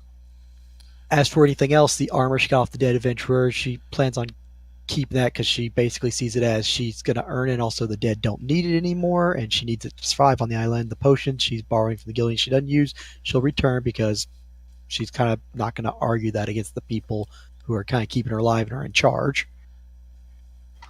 So yeah, honestly, a lot of stuff is just kind of borrowed. Although, considering what she's going to get payouts, like, oh, well, you gave up your light mace. Well, considering the money she's getting paid for, if she survives this job, $1,000, 1,000 gold or more, she can buy herself a new light mace or even a masterwork heavy mace or better. So not a big deal giving her old one to Sam. Yeah. I mean, that's true, but there's always double pocketing. Yeah, she could have kept her old one, as a backup weapon or Oh no, even I sell it meant wait herself. until she got paid. That too, yeah. No, luckily, in her mind, she doesn't function that way, and she's good aligned, so she does the right thing, The other which fact benefits you. the other thing is the fact of, if someone does right by you, do right by them. Yeah. Which Sam can almost be seen as going out of her way to make sure everybody's taken care of, so. Not to mention, Iris helped with making some of the skulls of healing, and she got scrolls in turn. So she spent time with Sam on the ship during the month, and probably around 7. So she has no ill will toward you guys, and she actually has trust. So in turn, she is turning that favor back of, I will gladly accept these for use, but I understand these are quite valuable and expensive items, which you guys mostly paid for. I only put 90 gold toward that, which is nothing in the drop of the bucket compared to those, because those look like very fancy weapons. I and mean, that's items. fair. It's just a seven. Oh yeah, totally Seven's understandable very for you guys. greedy, and he feels like he's just like summed out a bunch of money for things that did not retrospect repay him in any way or shape or form. Yeah, you really didn't really benefit too much, honestly. So yeah, understandable. I mean, I wouldn't be surprised if Estella and you are both basically on the same thing of, and we're going to be collecting those back, especially if they die. If they don't die, we need to be compensated because we paid a lot of money for them to have those knickknacks. Exactly. Mm-hmm. Ash might just blow right over his head and be like, well, I mean, they can use it, so no harm, no foul.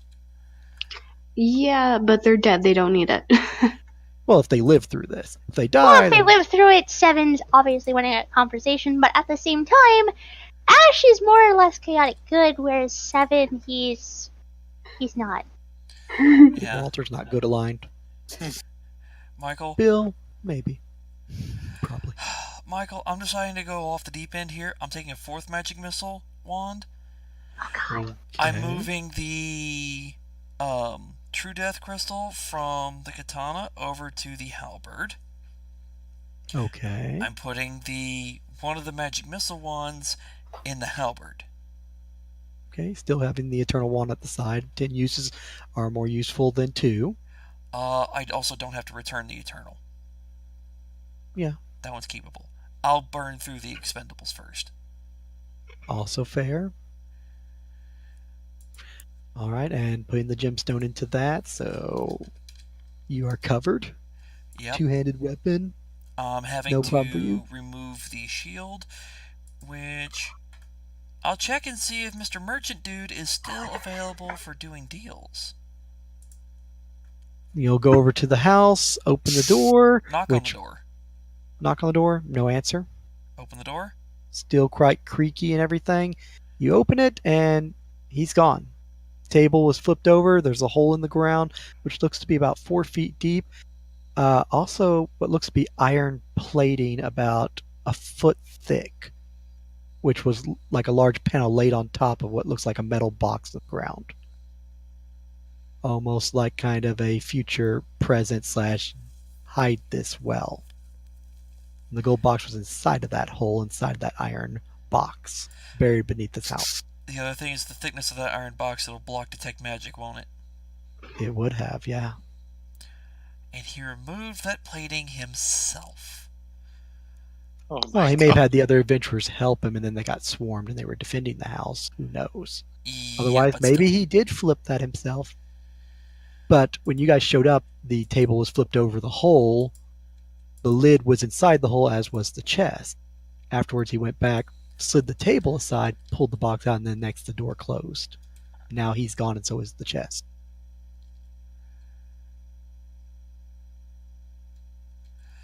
Huh. Well, can't sell it to him. Oh well. Might as well hold on to it for now.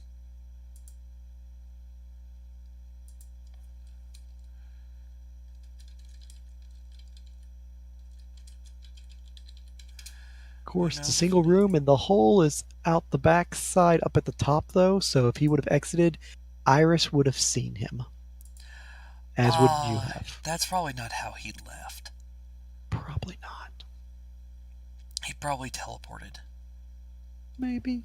Up to your imagination of how he got out. Oh no, that's Sam's thought. He probably teleported. So what next for you lot? You've resupplied some, you've healed a little bit.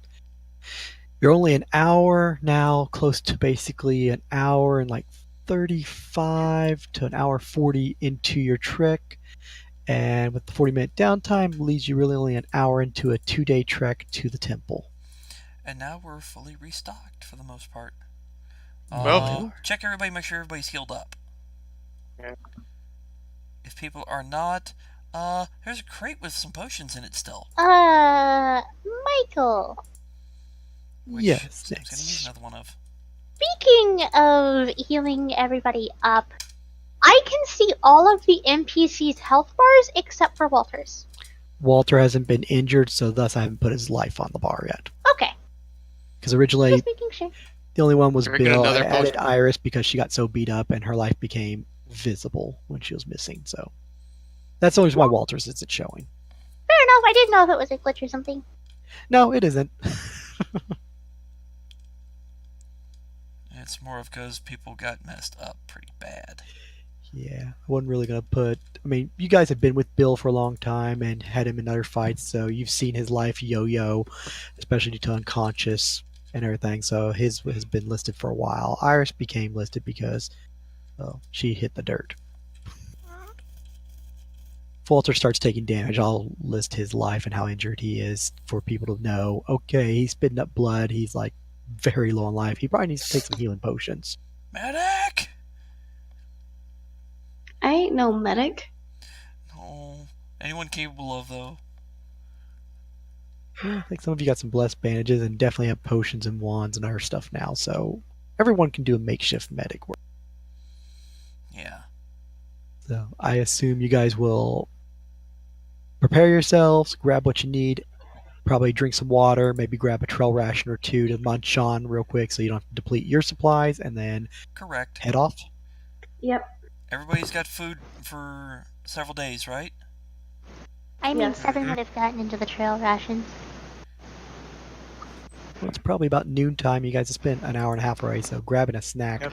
while you're resting, not a bad idea. As is also drinking this water instead of the water you have on you. Well, I think we're ready to get going. We have plenty of potions. We should all be healed up. Fully Just are said near. we couldn't take it all, but we took most. Exactly. First come, first serve. You don't know if anyone else will really come I'll along. take one more piece just to see if we're gonna. What's my hit points at? Oh, Now I you got a sheep. bad one. See what happens? You mocked everybody else on their potion rolls, and it came back and bit you. Hey, better to beg me now than later. Dude, Yeah, I rolled a okay. 20 and I rolled a 2. Those have been my fucking checks tonight. Mm-hmm. Be glad we're not in combat. Wait for it. Speaking of life, I will go ahead and roll up one more for Bill because his life's looking a little piss poor. 7. The roll, not the person. 7 did that much for him? Oh boy. Bill has 23 life. He was down to like 16, so.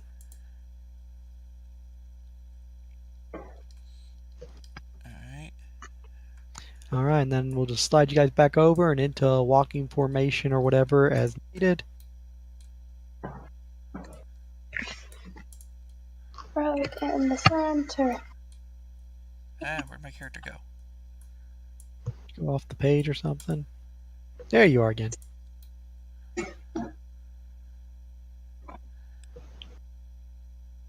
So this time with Halberd with Magic Missile Wand in it, which I believe we'd previously posted somewhere. I did have it in the loot list, but then I removed it once you took it. The Only thing marching I'm leaving order? in there. Why was it in loot list? I did have it in loot list. I deleted it after you guys took the stuff. The marching order? No. We've never had marching order here. Actually, yes, we did. Here we go. Yes, we actually did have a marching order. What? A general marching order. Although, recommend that would be that. Would recommend having Walter and 7 on point, kind of scouting. I was just getting ready to recommend that. I mean, Estella can volunteer as well if she wants.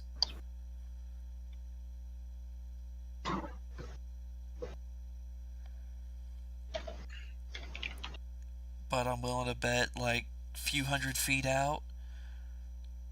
That way if they notice something, they can come back and warn us pretty easily. Opinions? Right. That could be good. Check with Walter. Sure. I mean, it's what you're pretty much paying me for. I'd rather have a little bit of early warning now that we know they come in groups that size. Should have been doing this first time, but I didn't think of it. I'm not used to being in a war zone. So, guys with 3 heads, gems and eyes, which if I'm staying that close, I probably already screwed up.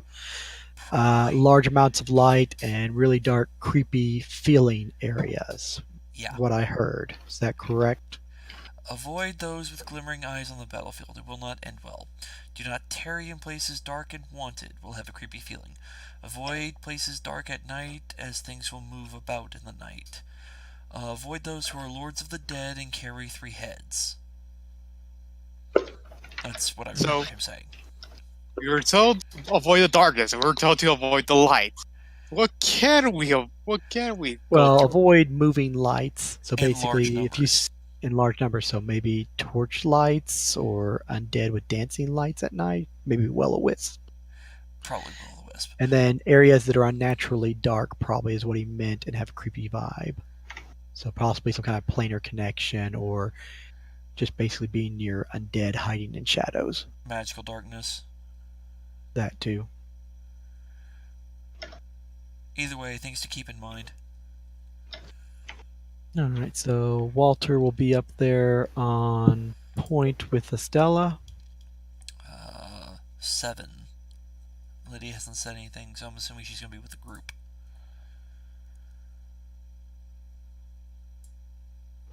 Mm-hmm.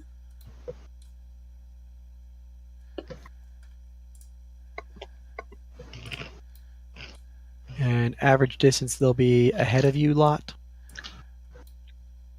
What do y'all think? 1, 2, 300? Wait, what? 300 what? Distance. For scout. Yeah, that could work. That's a multiple choice question. Oh, sorry. Oh my god. I don't know why. Yeah, here, that Oh. sounds good. Pick one. Yeah, sure. 50. 100. I'm gonna say 200. Hey,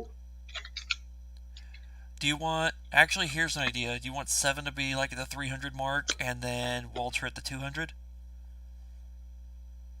Because 7 is faster.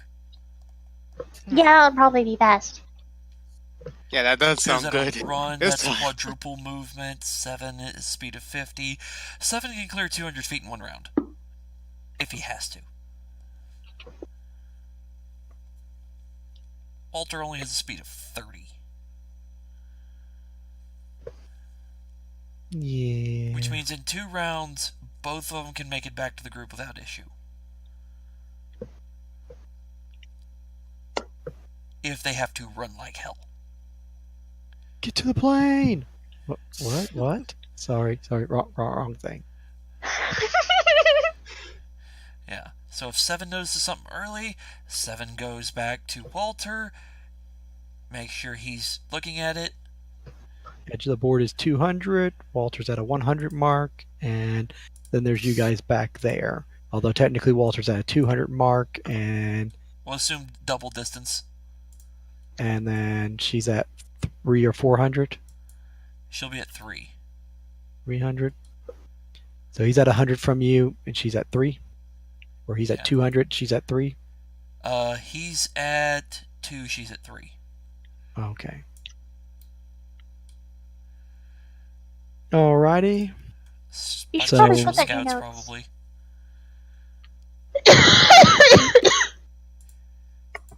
Bless you.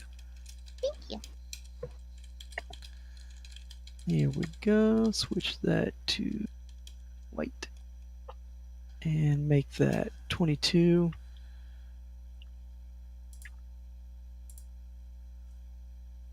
Walter at 200 feet. And As long as nothing comes up out of the fucking ground. 300 feet. Then we Funny can- you would say that. Because Oh, then we no. would be able to reinforce them. I need a search and survival for 7. I will only be able to do a survival for Walter.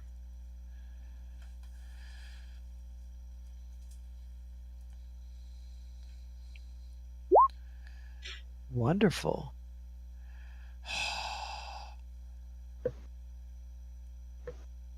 Oops, wrong button. Oh my god. Please tell me you at least rolled well on the search. I got a nat 20. Thank God.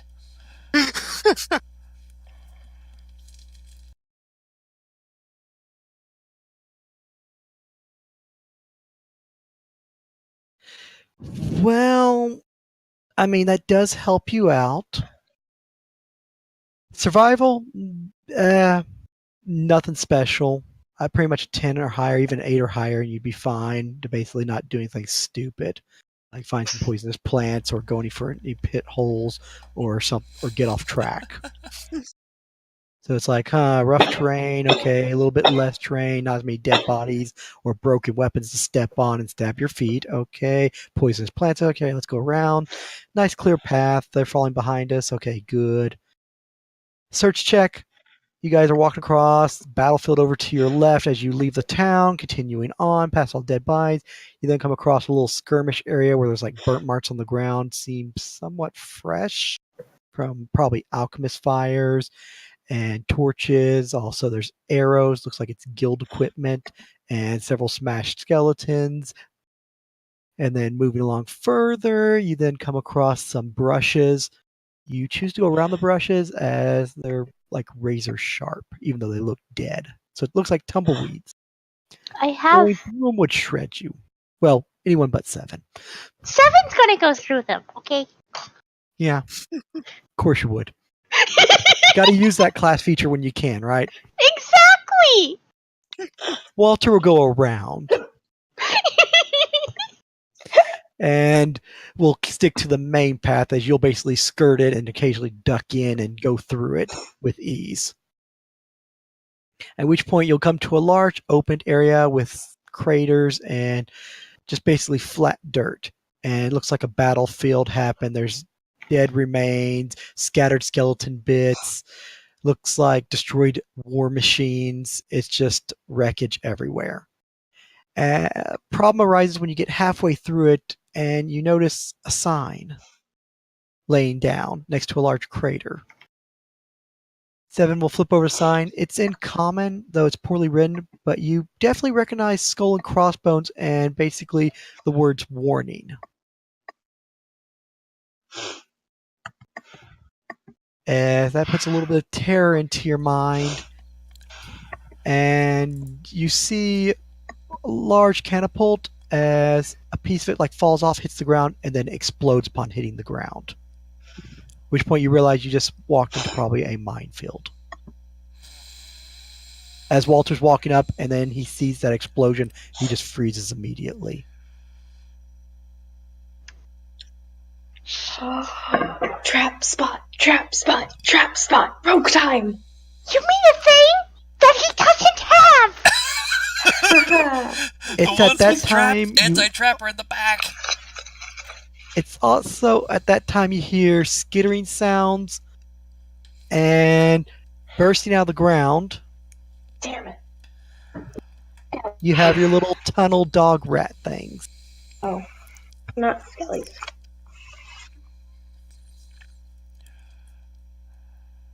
Walter, get back here! As they come bursting up pretty much at Walter and 7's range. So you guys are about 100 feet away from that, and all of a sudden you see, hey, it looks like something's moving under the ground. That looks like dogs at this rate. Oh no. And you see you hear the loud explosion. And I need initiative roll.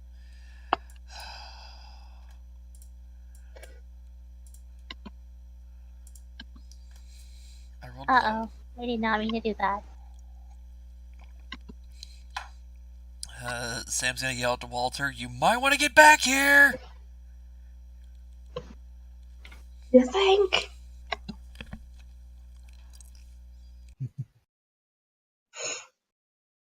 What is with me? I roll a 20, and then I roll a 2 to a 4. And then I roll a 20, and then another 2 or a 4.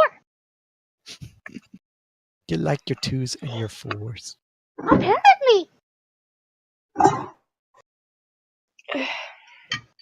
That's what I've been Your rolling. luck is 20 is Your both luck is multiple of 2 finally and multiple fading. of 4. If my luck's fading, shit, why have I had 2 or 3 20s this game? Just your means your luck luck is all over the place. Well, that's what I meant. By the way, that explosion you saw was basically a 10-foot radius, and it was threw a lot of dirt in the air and left a nice little crater. So that's some heavy-duty explosives, if they are in the ground. That wasn't just the catapult spontaneously combusting.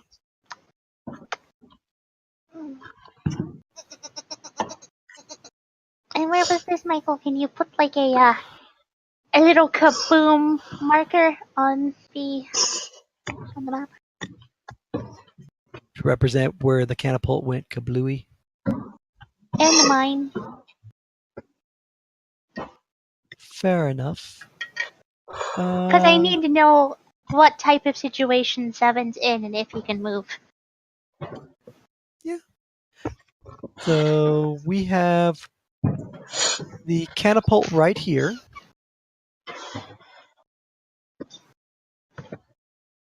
And I'll do a nice little yellow square for the kaboom.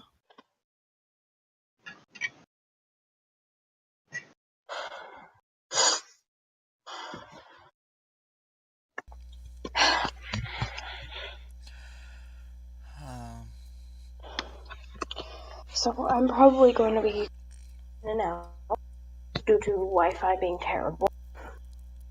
Because I'm having a wonderful storm.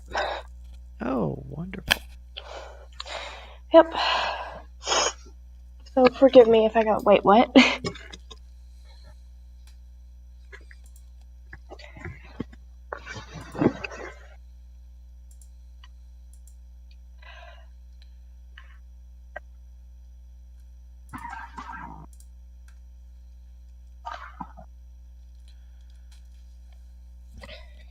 It basically made an explosion the size of the catapult and has set the catapult on fire. Okay, Blown away my one of the wheels. next question is, what does the terrain look like right now? Flat, open plains up to an extent around you of about 200 feet. You're basically right dead in the middle of it. Walter's right at the edge of that open plains with little craters here and there, destroyed equipment, and dead soldiers laid about. Kind of like a battlefield, but not as disturbed dirt and everything as before. This was flat and smooth and looked like a battlefield, and all of a sudden it's like, oh, I'm sorry to put 2 and 2 together. Oh, shh. So,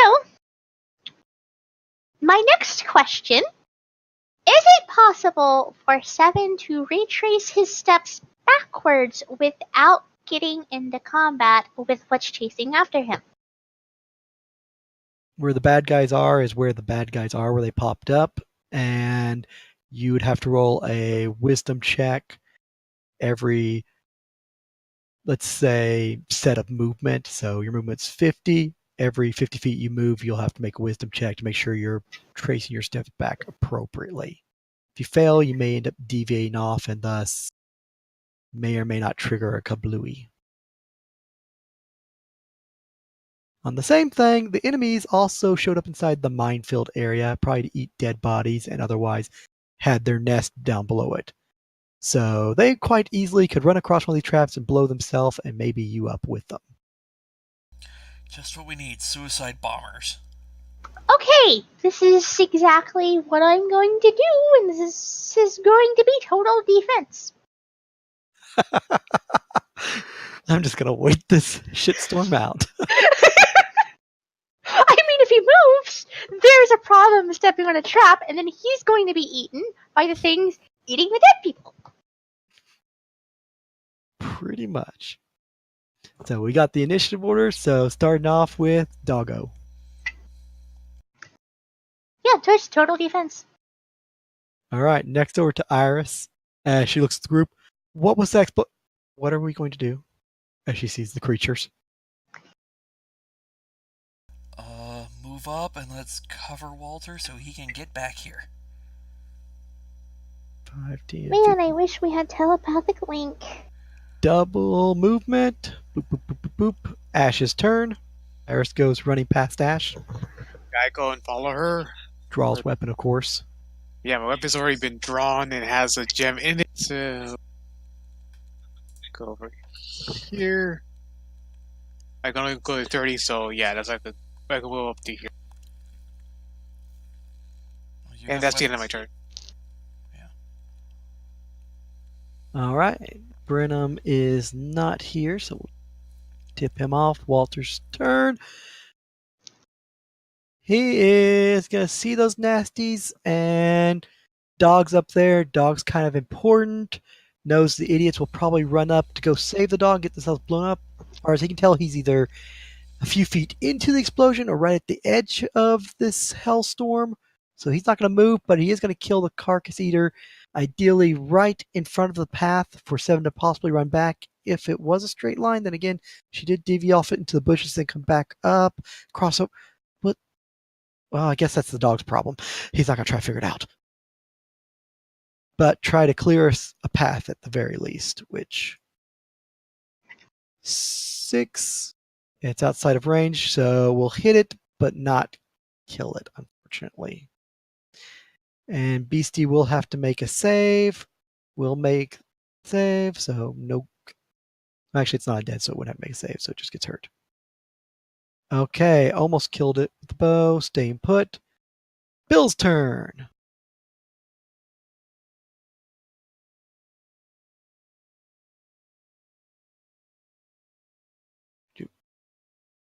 To there. And Batty's turns. All right. This is where percentiles get to come in. 17. And jumps forward. And all of a sudden, 7 is sprayed with carcass eater carcass as it basically gets blown to bits right there. Tongue twister. God. Well, that was You didn't lucky. Go straight back. It basically runs up and moves 10 feet and then kaboom! Fire, debris, and bits of rat dog. And at this point, the rest of us realize, oh, fucknuts. It's like, okay, that was an explosion we heard and saw. Oh god, that is another one. That's a thing. Oh boy, that's a thing. Next one. And goes like this and click, boom. Well, this is going to be fun. Just rinse and repeat. Boom, lay, boom, lay, boom. And boom. Funniest part is I Dead. think the following line of that song was "One push is all you need." Yeah, push the pressure plate once and it goes boom.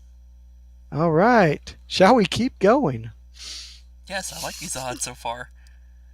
Kind of raises questions of how did 7 miss all this? Because he didn't go on a straight line. That one moves 5 feet and kablam.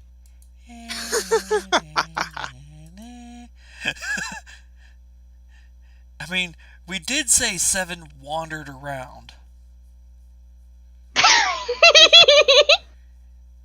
This was noted. Hey, easiest fight for us. We do nothing. We get they die. We get XP. It's a win-win. It double moves at angle up to 7 and charging and goes over to bite the doggo.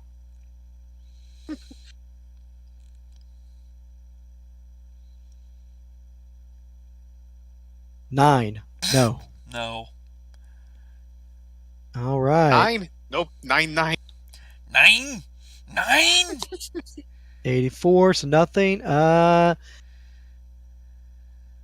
And gotta roll again because that's a double move on a charge. Just barely. Does not explode. Next one, coming down charging. Double rolls there. Thank God. And last one, double moving. So far, we're looking at a 30% detonation rate. Or 30% is what causes a boom. They'll all get up to Walter. Boop. Oh, God. Oh, I don't my think that God. confirms, though. Does it? 16. Studded leather is 2, 4 AC, so 16 right on the dot. Oh, It no. gets hit for a crit. Testing. Welcome back. Well, you made Alright, didn't see his what life bar sooner than later. What damage type is it? A bite. You have to pick one. Let's go with slashing as they're tearing at the meat. Ah, shit. Blown back. Double damage and target is knocked prone. Archer down on the ground. So that's what I would have done all those months ago. And what's also more fun is since it drew blood, it gets to go into its blood frenzy for free. So now it's raged. Raged on a prone target. Son of a bitch. Luckily their damage is crap. But still. Damage is... Oh, the archer's prone. Mm-hmm. And let's see, that was the first one right out the gate. No less. Yeah. So the other ones get bonuses to hit at this point since he's prone. +2.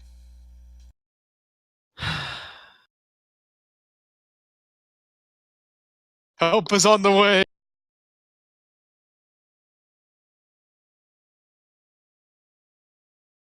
That's a hit. That's a miss. So that will also be another enrage. At least it's making him easier to hit. Not like tearing his flesh clean off.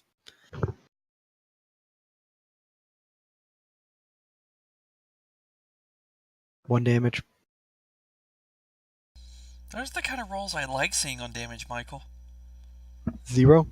Yeah. And you take no damage. Oh. Yeah, no, it's still minimum 1.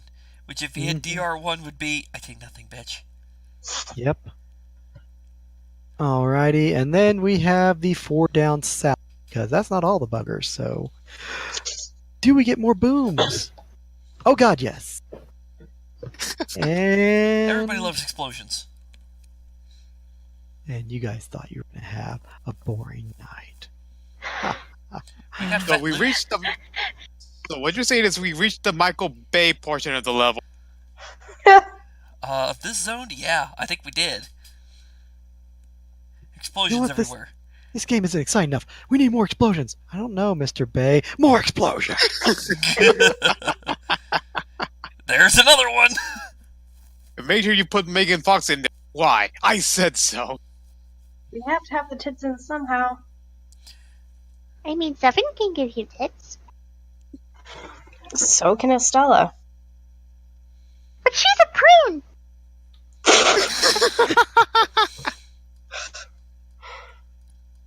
Jeez. There goes another one!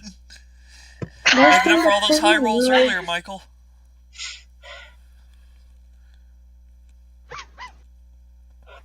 Make sure you have these big buff dudes in there to make sure that the men are very manly. Alrighty. Manly men in tights. Exactly. There we go. Over that way, because that'd be in the explosion. Maxing here. So that brings it over to Sam as kabloom, kabloom, kabloom, kabloom. Okay, that wasn't a fluke. That's a thing. There are explosions on the battlefield. Can I tell where the difference in ground is? Considering the years and the debris and the disturbed dirt and everything else, no. 1, 2, 3, 4, 5, 6. Honestly, the search check to try to find these, 7 didn't even make it with a nat 20. Oh, fuck nuts. Yeah. It was enough to let her know something was quite off, and then cinematic cut to event part of the catapult falls over, and it's like, oh, I didn't find it by stepping on it, but I know something's wrong, and I just found out why. Yep. So I'm It's better going than to. starting off the fight with, and 7 gets blown up, and Doggo's in pain, and now enemies show up. I'm going to magic Oh my missile that God. one. And you said I was having bad luck, Shane. You got lucky, Squeak. You There's a- always tell me I'm lucky. I don't know what Magic the missile hell. That guy. Better to be lucky than good, as they used to say. I don't know if you sucked the dick of a leprechaun or something. And that's saved for posterity's sake in this video. You know, Oh, there what was was it? Last week he asked, "What god's dick did you suck?" A couple So is that a weeks step down then to Leprechaun? I don't know. Depends on who's luckier. Right, Who's one better at charge bestowing from, luck? one charge from that weapon and over to Estella. Whoa, what now? The question is, what should I do? Well, getting to where we're at does not trigger a boom. Okay. So a single move will not cause kaboomy. Apparently, the explosions start a little bit behind Walter, not right at him, despite what he thought, which just makes him a little bit more worried if he wasn't on the ground being torn to bits. And ranged weapons would be most appropriate. Well,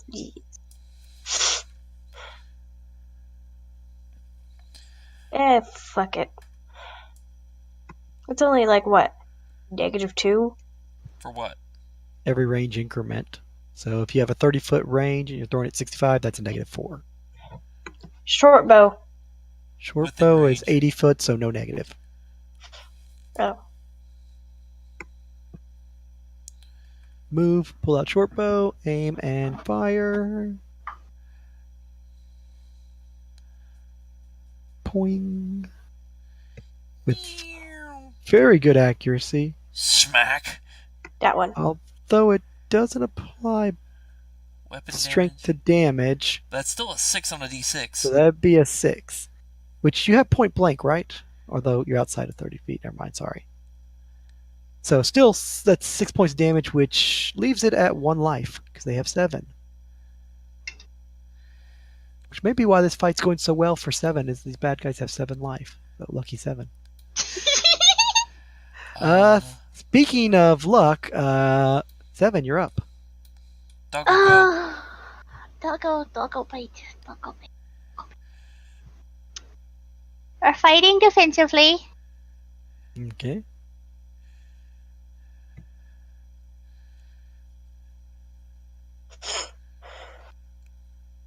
Oh dear God. What the fuck? I think it's very much dead. Oh my god! You don't have time for this crap. Rip. Oh dear God. That's crit card technically, so entitled to it. I would like it, yes. Bludgeoning, piercing, or slashing? We're gonna go with piercing. Piercing. Knockback. Double damage, target is pushed 1d6 squares directly away. That would be diagonal, so roll a d6, please. Actually, it works out to her advantage to find out if there's any more explosions. I know, that's what I was thinking. Although it's weird that it's not bludgeoning it knocks them back, it's piercing. So I'm guessing you like bite in and then throw them or something. I'm guessing. That's I'm kind of guessing weird. I think it's because since you're using a spear or arrow, the force of the hit will push the person back. That's fair. No explosion. 2, 3. Back to there, so you know. Little map markers.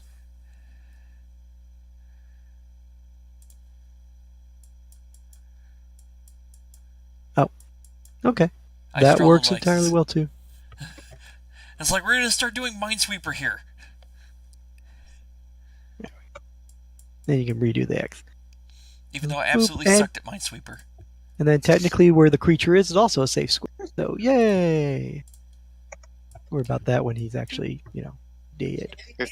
Hang on a second. Oh, that was double damage. That's like 16 and 13. Oh, yeah, He did by a lot. Michael? Hmm. I'm going to be taking my move action then, Okay. since nothing exploded, to move right there. I know that's safe. Does that mean Oh, no. Seven could technically pick up the body and just start throwing it into squares? That's exactly what he's going to try to do. Impromptu item, but has the strength so you can throw it 10 feet normally, which is kind of ideal since they have a 10-foot explosion. You wouldn't want to throw it 5 feet and then blow yourself up. So yeah, I guess you play toss the corpse and hope that it's not the square in between the corpse and you. Tumble. But yeah, otherwise works quite well. We'll just put it next to that one because I need to keep a kill counter. I'll do a tumble or jump, Michael, to jump over the squares. Jump. Jump is fair. Gonna play leapfrog while throwing the corpse. Yes! Leap corpse. As long as the corpse doesn't get blown up, then you may be able to make it far enough. If the corpse gets blown up, Iris's turn. 5, 10, 15, 20. 5, 10, 15, 20. And she gets 1 percentile roll. Fine. Basically determining where the border is. She's technically outside of it. the rest of us technically don't know where the border is. No, I mean, Walter thought it was where he was roughly, but those explosions down to the south of him say otherwise. Ash's turn. Is it possible to hurl one of Kabu's crystals into the ground to see if it'll blow up? You could try. You're not sure if it has enough force.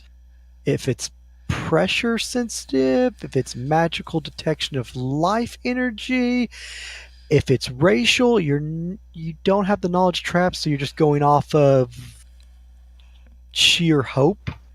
Like, maybe if I throw this into the ground, the acid and the force of me throwing it may set it off, or hit it and destroy it so that it won't go off. It's a Well, hypothesis. You can try it. Won't know till you throw it in and step in that square and get blown up and go, doesn't work. I mean, honestly, you Well, don't know. I'm just gonna follow Iris carefully and just stay right where she is right here. So you're basically going to be following her exact footsteps and going up and over right behind her. Yeah, just because it's the safest, it's the safest route, and just for the hell of it, I'm going to shoot. Since Sam's going to be following us, I'm going to shoot this. I'm going to shoot here with Kabu. Like, okay, Kabu, shoot your. Let's see if something will blow up here. Kabu, do the thing. He Blow shoots it up. into the ground, and do I have to roll anything? You have to roll an attack roll, although you're basically trying to hit like an AC of 5. So ultimately, just don't roll a 1. Roll a 1, roll a 1, roll a 1. It'll be funny. It could be. I mean, you roll 1, I roll percentiles. You do hit 1, it could chain react and trigger a bunch of them. That would be fun. Depends on where it chain reacts to. You hit the ground and hit a rock, and the rock gets dissolved a little bit. I meant could be funny in the horror movie style funny. But nothing seems to happen. Maybe it's safe. Maybe that rock got in the way. Maybe it's far enough on the ground. Don't know, but so far, good? Possibly? Just put a little ping on the map for where you threw that little Right thing. here. Question mark. Maybe? Possibly? And that brings over to Walter on the ground, getting 8.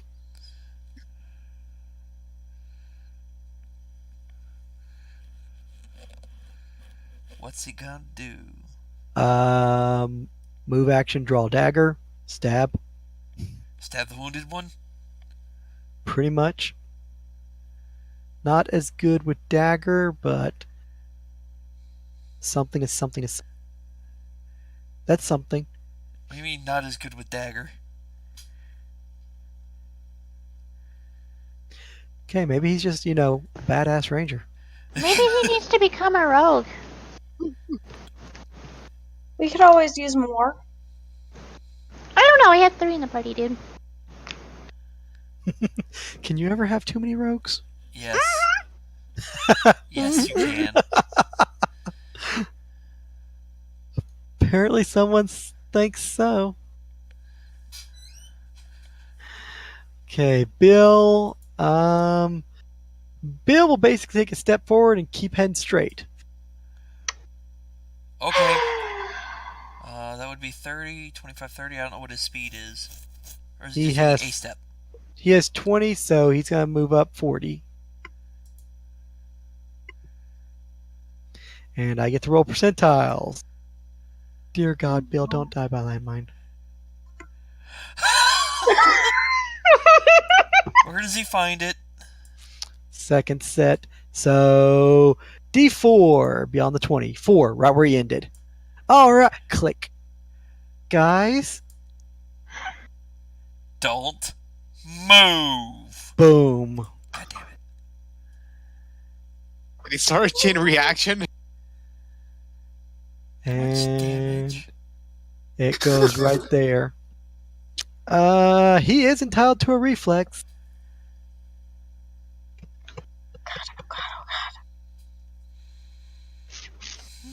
Which Is last he time, smart enough to reflex? Oh, yeah.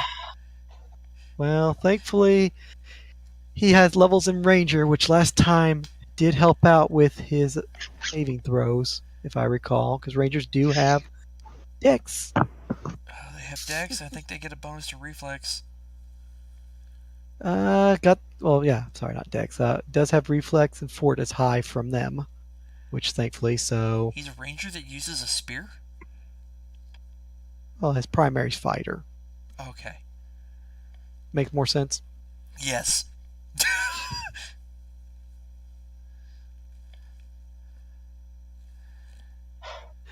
Okay, so that's 4, 5, 6 he has.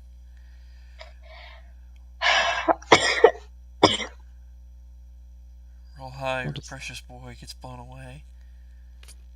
Hey guys, I'm okay.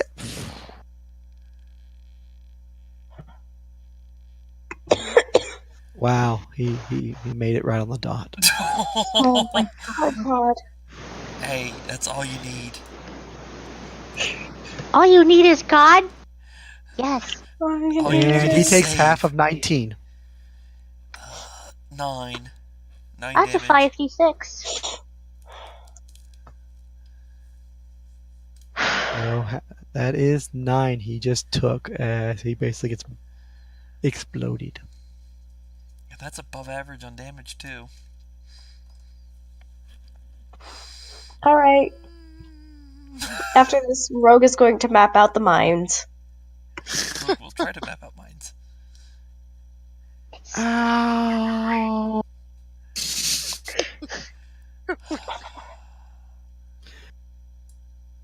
And Batty's turns. And jump to the side, and biting.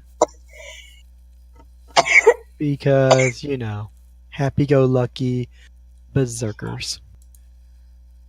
With pack mentality. Yep. Which that increases their to hit because one of them at least, because he's raged. Although, fun side, they moved. Yep. Did not set off anything. Almost wish they had. The one came close. Yeah. Been funny if that one got it. 16 to hit will hit, especially with bonuses of him being prone. So 5 points of damage. Bill getting torn. Not Bill. Bill getting blown up. Walter getting torn up. And other one misses, so does not get to go rage. And other one's going to go after Bill, which Moves. rinse and repeat. Oh, does not go exploding. And then provokes attack of op because of reach. Yep. Bill, can you do it? Yes. Oh yeah. Yes, he can. 5 plus his bonus. He got a dog rat on a stick. And that thing runs right up his spear and basically comes out the backside. Yay! And he just kicks that thing off and gets ready to do his next thing as needed. Sam! Move to there. And then going in the spaces that Bill did, since those are clear. You never know. And then magic Yeah, missile, raging dude. Alrighty. Yeah, it's one of those you just run up and next you hear aberrant creature detected. Oh, damn. Click. So yeah, pew pew, 3 points to him. Out of his average of 7 life, but because he's raging, increased con, so. Yeah, make it a little bit easier to kill him for whoever gets to him next. That is true. That is fair. See, magic missile wand is already proving itself useful. Mm-hmm. So technically, you didn't even have to move up to shoot him. Estella, your turn, We're dearie. moving up because I need to move up anyway. Mhm. Don't die.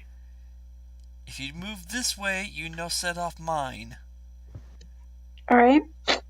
I don't want to be a gambler. Just take your life in your own hands. Just run forward as far as you can, screaming, Leroy! I already gamble enough with Killian as my captain. That's Seven's job as well. Well, So- Rogue has evasion. Rogue might be able to make it. So instead of saving Private Ryan, it's saving Pet 7. Excuse me, 7 will probably save itself. Mm, So Stella moves up and then probably form Mind Blade. I was Bow? actually. Or actually, you got your bow, so probably just shoot. Yeah. Gonna get cover from allies either way with, but Shoot so more it doesn't wounded matter which one you shoot at. Closest one is probably better to shoot.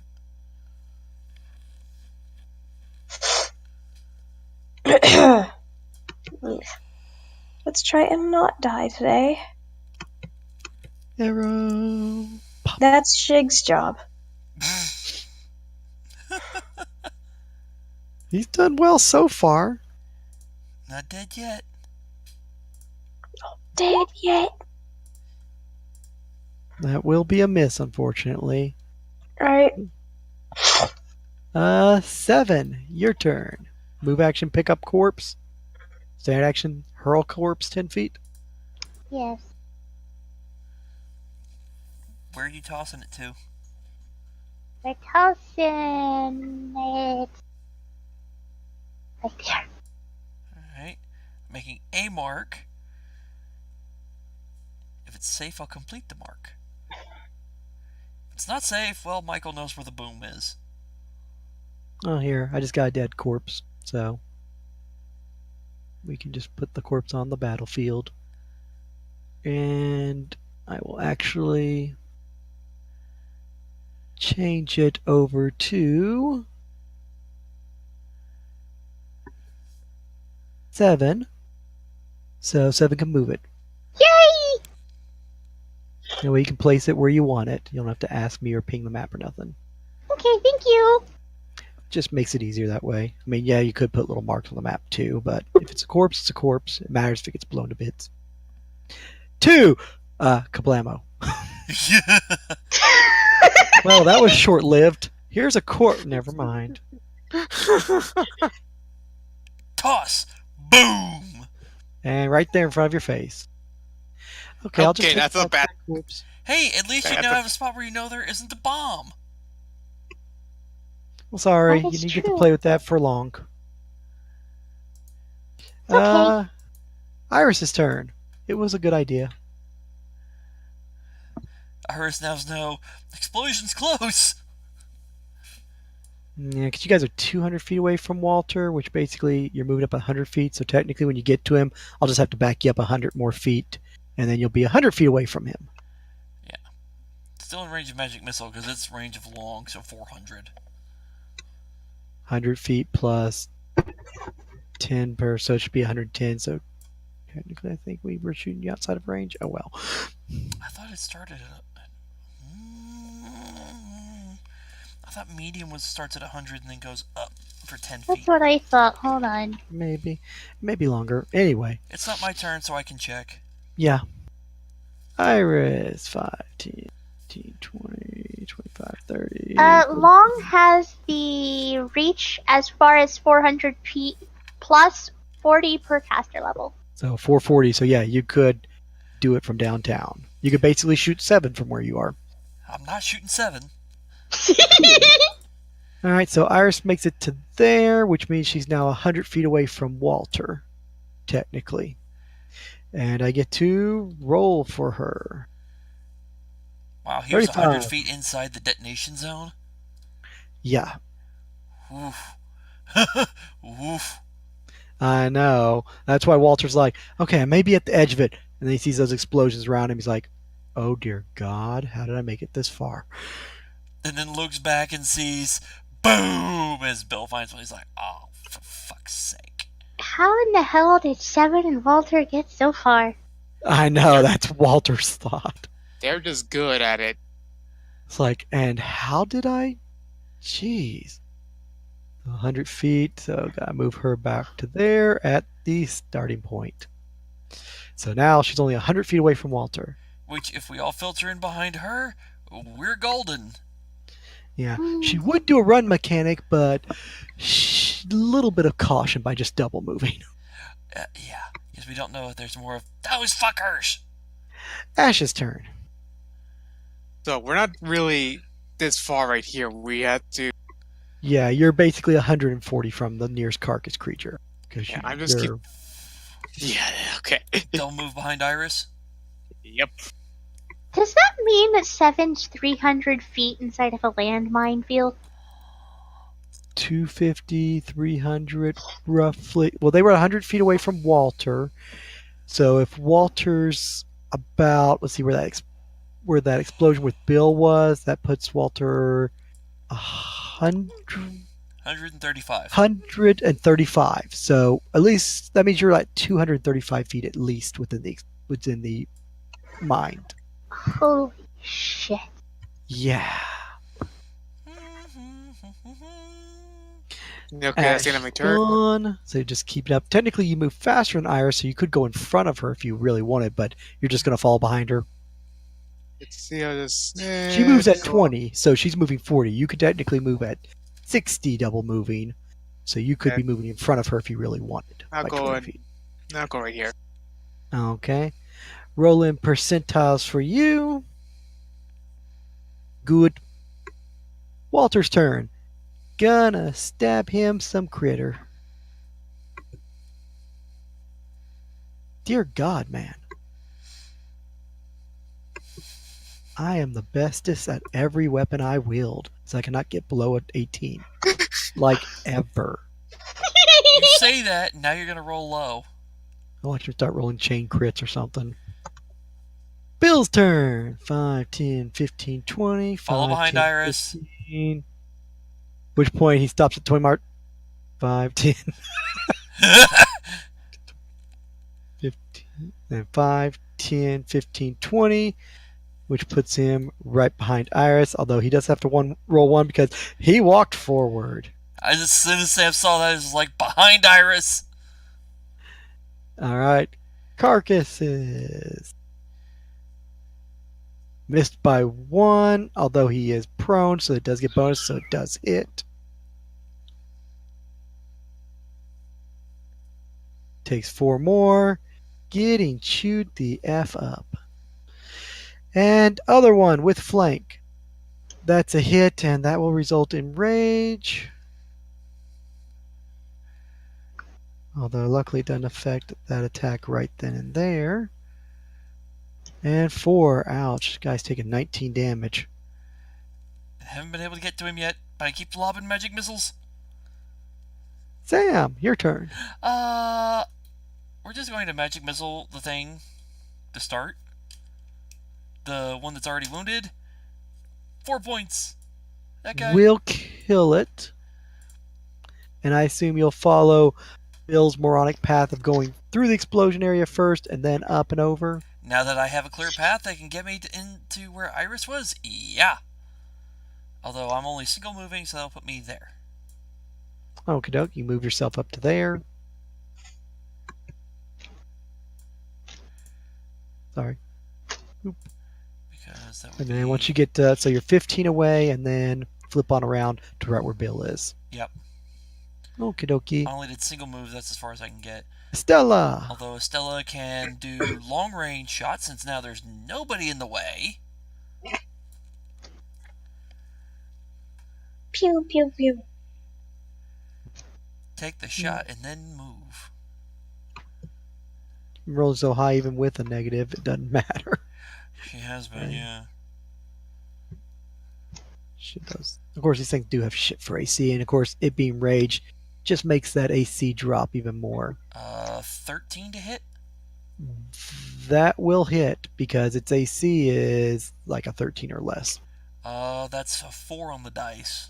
She rolled. 4 damage. See, its life got increased a little bit because of rage, but it does take a hit from you and keep going as it squeals a little bit, chewing on his leg. And then you still have your movement.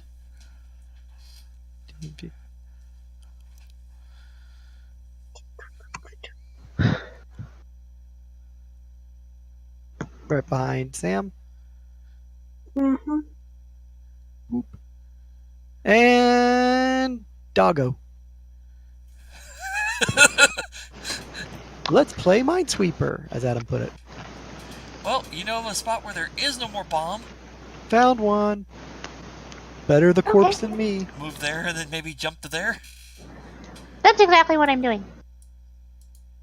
Sounds good. It will take a negative since it's not a straight line running jump, but you have a high strength, so should offset the penalties. High I'll strength, go high ahead speed. and pull it. Yeah. And jumping over to jump checks. It's distance doubled. If your speed is greater than 30, you gain a +4 for every 10 feet beyond. So +4, you have 50, so that's +8 bonus to your jump. It's Has not it already factored factored in for your speed. It is. Okay. And then jump DC without right start is double. You're trying to clear. So, yeah, clear a 5-foot jump distance. Technically, you're jumping 10 feet then. It's a 20. So you make it. And you can basically finish your move up wherever you want within that jumping distance. So you can pretty much land right there.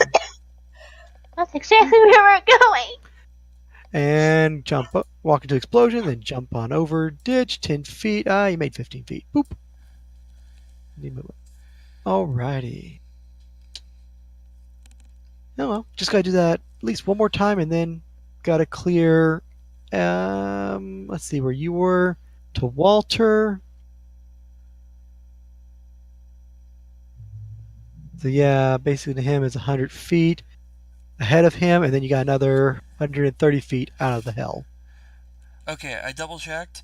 If you need to clear a 5-foot gap, i.e. going from here to there with a 5-foot space in between, it is a Just a DC 10? 10 flat. Okay, And that is so it's considered not 10 clearing feet. a 5-foot jump space. Oh, 10? That's easy. So the next one's going to be a 20. Yes, this one will be a DC 20. Beautiful. Because you calculate the distance between your start and stop. Okay. Well, that makes life easier then. Yeah. I had to double check because I couldn't remember. Fair. Couldn't I just backflip with a tumble? Tumble won't clear ground space. Okay. Tumble is traveling along the mean, ground. You could roll a tumble on top of your jump and do somersaults in the air or backflips or whatever for just adding flavor to it. I'm doing that next turn, yes! Oh boy. I gonna mean, have after fun. Show all, off. you fail your tumble, you're moving only at half. speed, but then again, you only got to clear 10 foot, so big whoop 25 is more than you need. So yeah, not that hard of a check for you. 10, 15, 20, 5, 10, 15, 20. Getting there, Iris. You're almost up to Walter. Now let's see how bad things get, because that's 2 movement modes. Good. Ash, your turn. You're that far away from the critter. 30 to her. So 2 squares behind Stella. What's your range with Cabo? 20, unfortunately. Then you can keep moving up if you want. Yeah, we're gonna keep Technically, moving up. it's only 25 to get where you're at. Let's see, I could go over here. Yep. There you go. Which would be only a single move. That's double moved right there, so beautiful. Boop, boop. And then that's 5, 10, 15, 20, 25 away from the critter. Since you moved through irises for the first, you'll only have to have 1 percentile rolled against you, and you're good. So far, that whole straight line is safe. I think you guys found the path that the 2 idiots took into the minefield. From the looks of it, yeah. Hopefully. Walter's turn. I'm gonna stab it. But we don't have tracking tools, so we could find the actual path. Hey, we do have somebody who has tracking.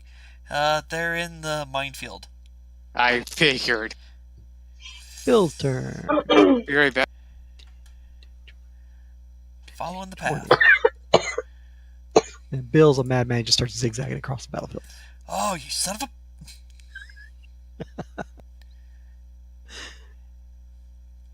And Critter's turn. Attempts to bite. 13 Fails. with being prone so close, that'd be a 15. His AC's a 16. Just kicks, let go. And it will jump over 5 feet. Magic missile. Oh, I don't need a magic missile. And goes kablammy.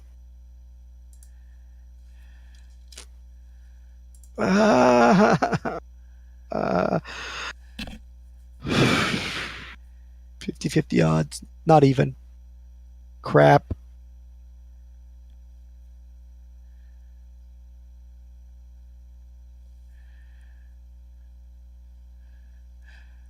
So the square Walter was on was safe. Oh, And kablamo. So it explodes that a ways for activation. And gets Walter. Well, let's see if you can roll on your back, buddy. I mean, you're a ranger. We already know that requires high abilities, and an archer, so also high abilities. So you have +4 +4. 19 makes it for half. Yeah, but what's the dice of damage? 7. That's what he takes. That's fairly low on the rolls. Yeah. 1, 1, 2.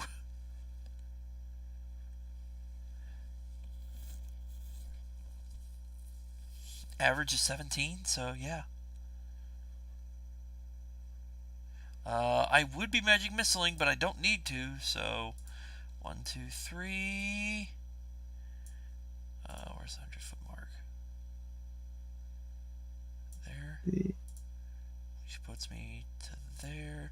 4, 5, 6, 7, 8, 9, 10, 11, 12.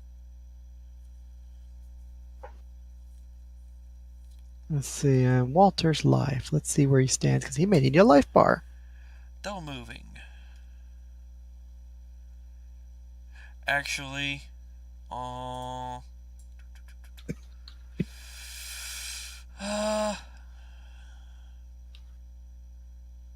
nope, fuck it. I gotta be crazy woman. Run is quadruple, correct? As long as you're not medium armor or having a medium. Yes, it's times 3 or 4. Because the run feet. Run feet would be 5. 5, so that's It's 4. 4 for light. Yeah. Alright, then, I'd be crazy woman. Do the run, which puts me there, which is only one set of percentiles. Actually, if that even counts. Yeah, it would be one set percentiles, because we know these 3 are safe. We don't know about these 2. Or these 4 right here. So yeah, percentile roll, Michael, please.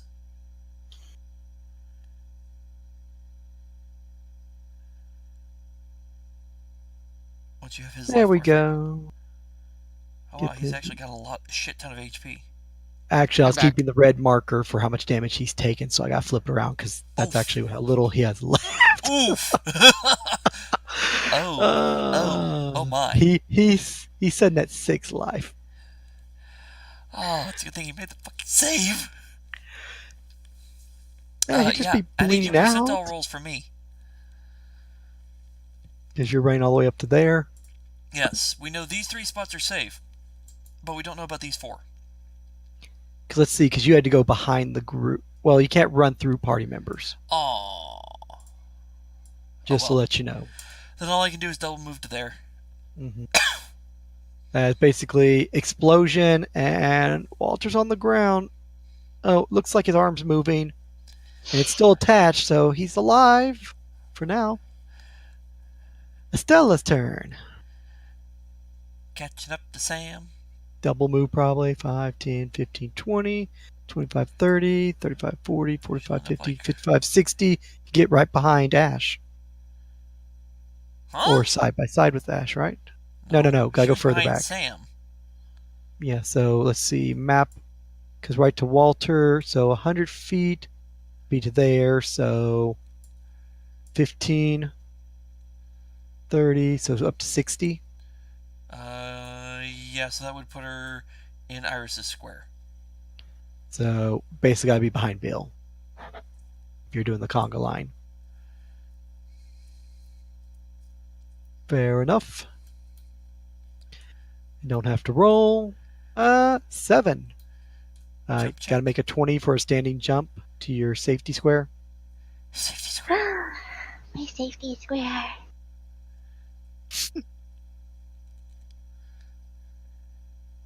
Made it. So over to the first square right there.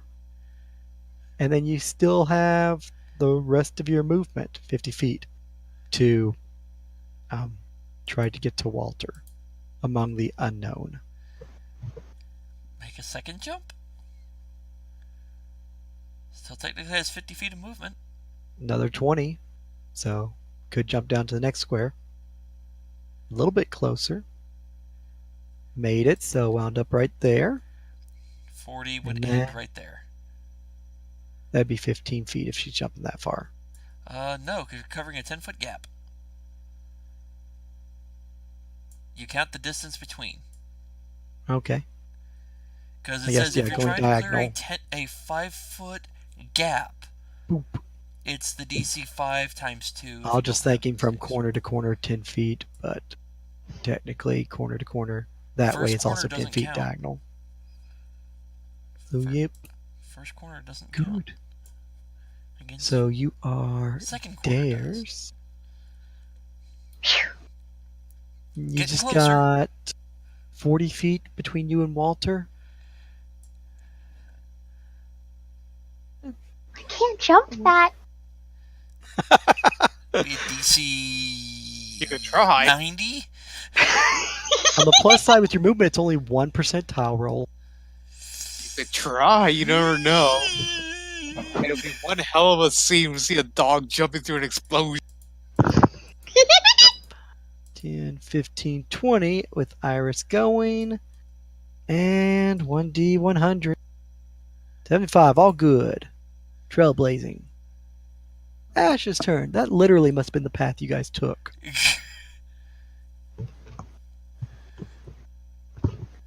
See, 7 was too busy running down to bushes and then coming back up. It There's got her in only 2 trouble. danger squares. Those 2 squares. The only ones that could possibly have a bomb left in them. If you go Are right the down. enemies dead, or are the baddies all dead? Okay. Yeah, because bad guys were there, and Bad guys were in these 3 spots. mm-hmm. Yeah. So two you only have possible 2 squares. danger squares to worry And then about. you just go diagonal to right there. I could see Walter in that crater, right?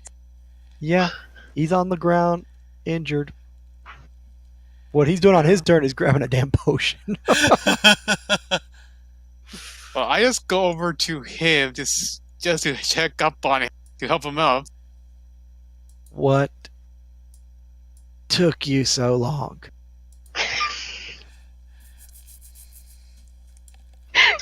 Possible explosion. Yeah, I had a very good view. I had a very good view. Walter's turn. Yeah, one of those potions he got. He's gonna move action, reach down, grab it while laying on the ground, and down that sucker as a standard action. Because fire bad. No shit. 3 points. Little better. And Bill's turn.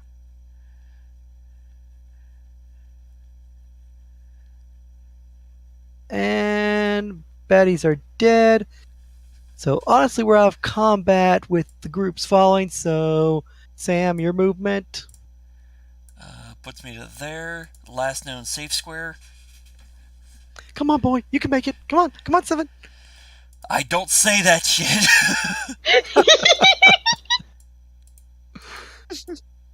Stella's turn. Most likely just moving up. Catching up with everybody else. 50, 55, 60. Put you right up to there if you don't mind, Lydia. For movement, and probably putting up the bow. And now the moment of truth. 7, can you come back home? Red Rover, let 7 come over. Pretty much. I have to look at the diagonal. Sweep.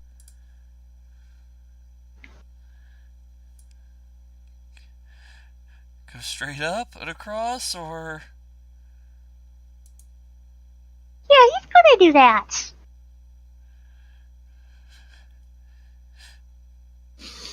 Mm-hmm. 50 feet right there is one movement. Double move would get to Sam.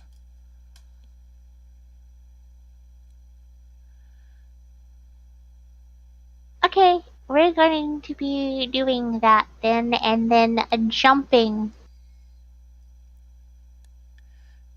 Jumping into Sam? Yes. So moving to the 50 first. Rolling percentiles. Ouch. We're boom. 1, 2, 3, 4, 7, 8, 9, 10 squares. So roll me a d10, please. See which square you got kablamied on. 9. Right there. Last no. one. D4, 3. Okay, gives me an idea of where the explosion was. And found one. Doesn't she get a reflex save? Oh, she does. She does. Makes it. I have evasion. She has evasion. So no kablammy. Boom. 7. Oh, doggo's okay. The doggo just jumps through. And then Doggo jumps out of the explosion into Sam. Runs up. Kaboom. Slow motion. Roll that jump check. Gets propelled through the air. Do you get a bonus for explosive aid? Unfortunately not. So we'll fall short. And then probably just scrambles the last square into Sam's arms. It's like... So I unfortunately have to roll since you fell short in the square right in front of Sam. Oh no. Oh no. Jeez. Mother. Oh no! Not another one.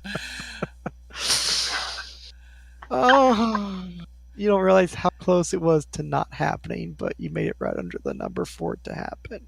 Oh no! Reflex save, please. You make it, so nothing to you. But rolling numbers does put Sam in the blast radius, so I need to reflect. Oh. Man's best friend, my ass. Alright, I am applying the racial +4 boost. Click. Boom. Oh my I'm glad I applied the racial. I probably didn't need it, but I said fuck it. You really didn't need it, but yeah. Oh, I just checked. I actually didn't have it to Oh. spend, so that would only be a 21. Which you still make. Although that's 9 points. 9 points of damage, yeah. Boom. Ow. Thanks, Evan. It's like jumps, lands, click, Boom. 7, you're okay. Click. What? Oh, come on. click. Bluey.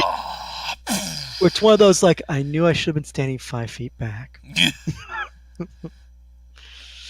On we the found plus all the bombs. side, you know how to got get out of it. We got all the bombs.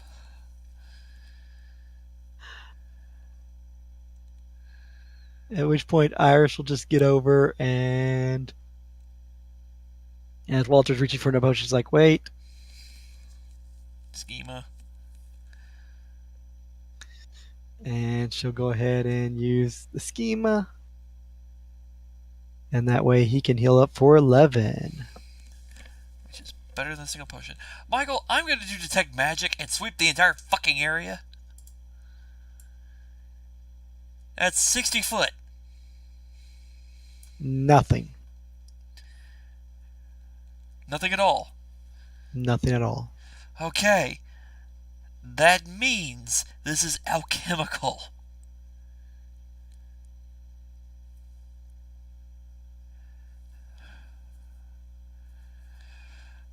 Actually, how deep are the craters, Michael? The craters are about 2 to 3 feet deep.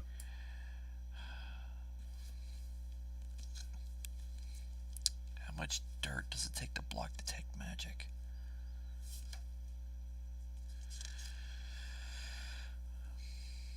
I don't Michael? remember. Yes, Trap finding. where to? Right 5 here. feet around you. Alright. Just the area around me. Well, around the group, actually, yeah. 3 feet of dirt is what it takes to block it. You find nothing in your immediate vicinity, which is definitely a good thing. Considering the party went in a straight line and everything, you're pretty safe, as far as you can tell. Alright. Now, the question is, do we back out and go around? Or do we try to get crazy and go straight through?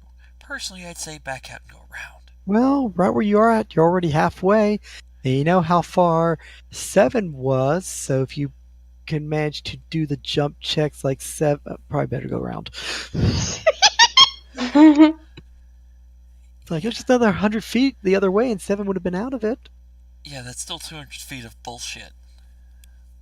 Well, Okay, considering 150. the craters, 150. Wait. Boop, boop, boop, boop, boop. Boop. The craters are already the mines that went off, right? Correct. Yeah. And if there was another mine overlapping it, it would either destroy it or set it off also. So those are... Actually, how many bodies are in the general area, Michael? That weren't blown the fuck up? That didn't get blown up. 2 of them went blown up. The other one's underneath ash. Oh wait, that one got blown up too. Oh, there's one. There's one body. Okay, well, then 7's gonna take that body and start testing a straight line out of here 100 feet. And then when it blows up, he stops and goes back. Okay, where are you starting at? Well, we know to here was safe. We don't know about that square.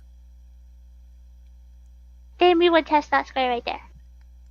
Well, technically, you don't know about the square right in front of you either because he jumped. Oh my Oh. god. Everybody back up and throw the 5 body in foot the... step? Just saying, you Back it up. you tried to jump 10 feet and you only got 10 feet, not 15. So Then you again, go it ahead and probably step would have forward. triggered a chain reaction. Oh, you crazy ass doggo! It doesn't go off. Okay, now I'm taking my body and I'm going on a straight line journey. That's where we don't know about. Which square? This one right here. This one? Yes. So, That's So- the one I'm testing. probably going to here and then chunking the body. Yes. Oh, okay. We're throwing bodies. Got it. That means... Then And 7 then- can get all the way to here with the body. Check these 2 squares. Yes. So back up 5 feet. Chunk body into first square. Nothing. Go move up 5 feet. Retrieve body. Chunk body 10 foot. Nothing. Move into square here. Check I'm that not one. sure where you're going next. He's Square just going below in a you? straight line, so it would actually be this one right here. Oh, straight line across. Yes. So chunking body to there. I'm going to slowly follow. Nothing. Move up 5 feet, retrieve. Thrown into next square. Oh my god. Next square. Kablamo right there. As you're basically right there. So that square in front of you safe. Next square, not safe. Which, D4, 4. Okay. Well, that actually kind of helps out in your favor. Because that means that it exploded like that. So technically all the way to right where you kind of started, which means you were like 1 square away from setting off that explosion then. Had you gone straight from where you started, backed up 5 feet, technically percentiles, who knows, but technically there's a bomb right where you, 1 square away from where you were standing. Lovely. So then technically from right here, You're How now How far 100 from feet that away. point off the map is safety? 100 feet past right there where 7 got is then out of the minefield. So you now got 100 feet to go. Oof. Because 7's right back to where he started. I mean, So it's 7 could... either 300 feet back, or technically 230 feet back to get out of the minefield, or another 100 feet forward to get out. Technically, 7 could just Leroy Jenkins right through it. And evasion for hope. Evasion. as It's suicidal a DC as that 14. is.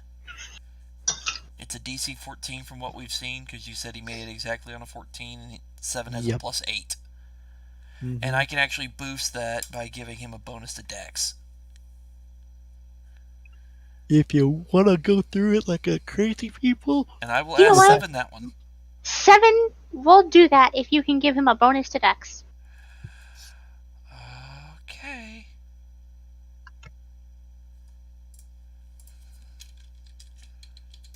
Cat's Grace it is. Boom. I make the What? check. Cat's Grace. It gets another plus 2 to his dexterity, so 7 now has a plus 10 to the roll. That's a plus 4 to Dex, which is a plus 2 to saving throws. Yes, which gives him a plus 10 to his dice roll for saves. He's at a plus 8 right now. So 3 or less, kablamo. Otherwise, 7 can be out, since also you're doing with the highest movement. I already ruled that it's based on movement. That's only 2 checks for 7 to guarantee you guys a straight line out. So yeah, that's a thing. Here we go. 2 checks, not go kablammy. All good. You Hey, run right we have on a way through out. and out. Straight line. Then Sam will relay this information to the others as to how to get out.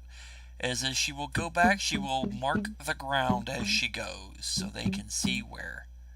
Like so. Sweet. Easier than having to go back 130 feet, or 230 in their case, and on out. And you guys will, despite your better judgment, walk through the minefield. Since attack magic glass. Oh no, I already cast that spell. I can't do it. Never mind. I was gonna say, since detect magic lasts for a while, I'm just gonna keep sweeping. And like, oh wait, no, I already. Normal figured it out. people, hell no. Military people, hell no. NPCs, you're crazy. Adventurers, let's do it. Pretty Do it. damn Or much. Jones, let's do it. Leroy kaboom! At least I had chicken. No. Boom! Evasion, bitch! Keep I going. have his chicken. He's dead. And you guys will go ahead and skirt your way right through the minefield with little hesitation, but confidence that you're safe, and that will be proven as you make it across. Oh my god. This Crazy game. SOBs.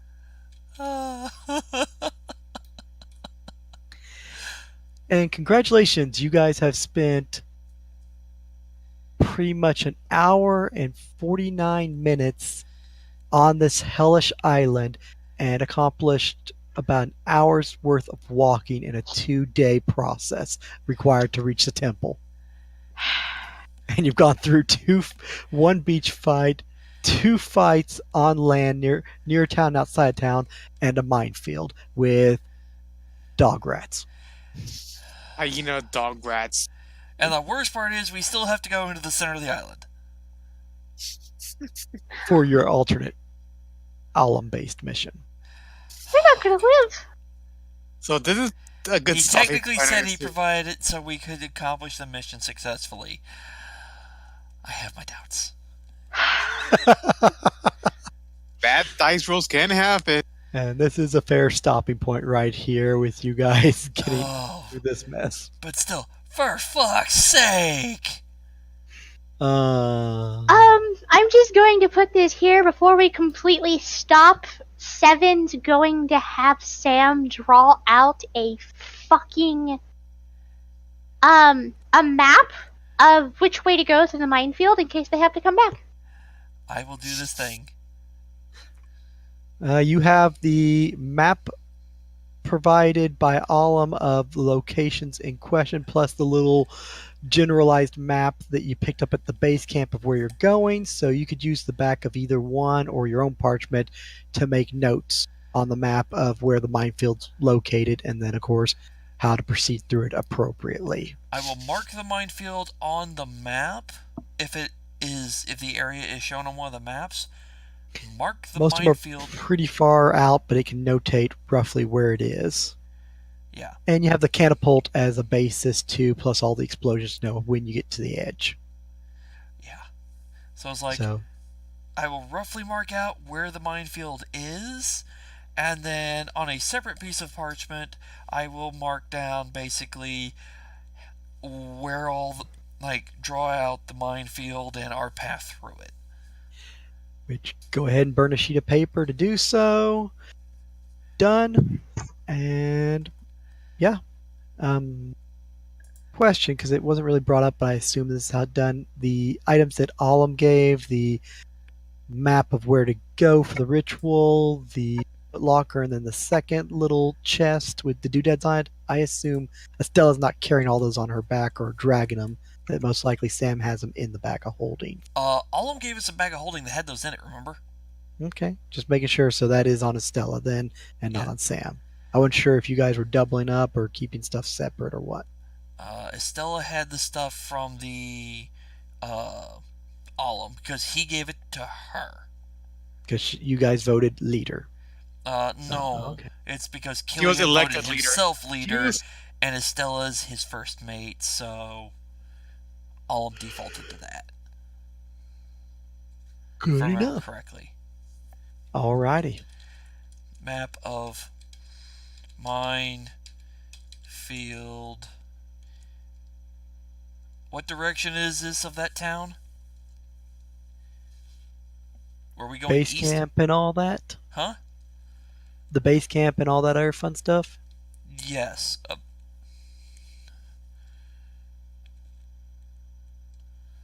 I don't know So what if you had direction your we're going. base camp down here, you have your town right about here, and then you have your minefield right there, and then here's the temple.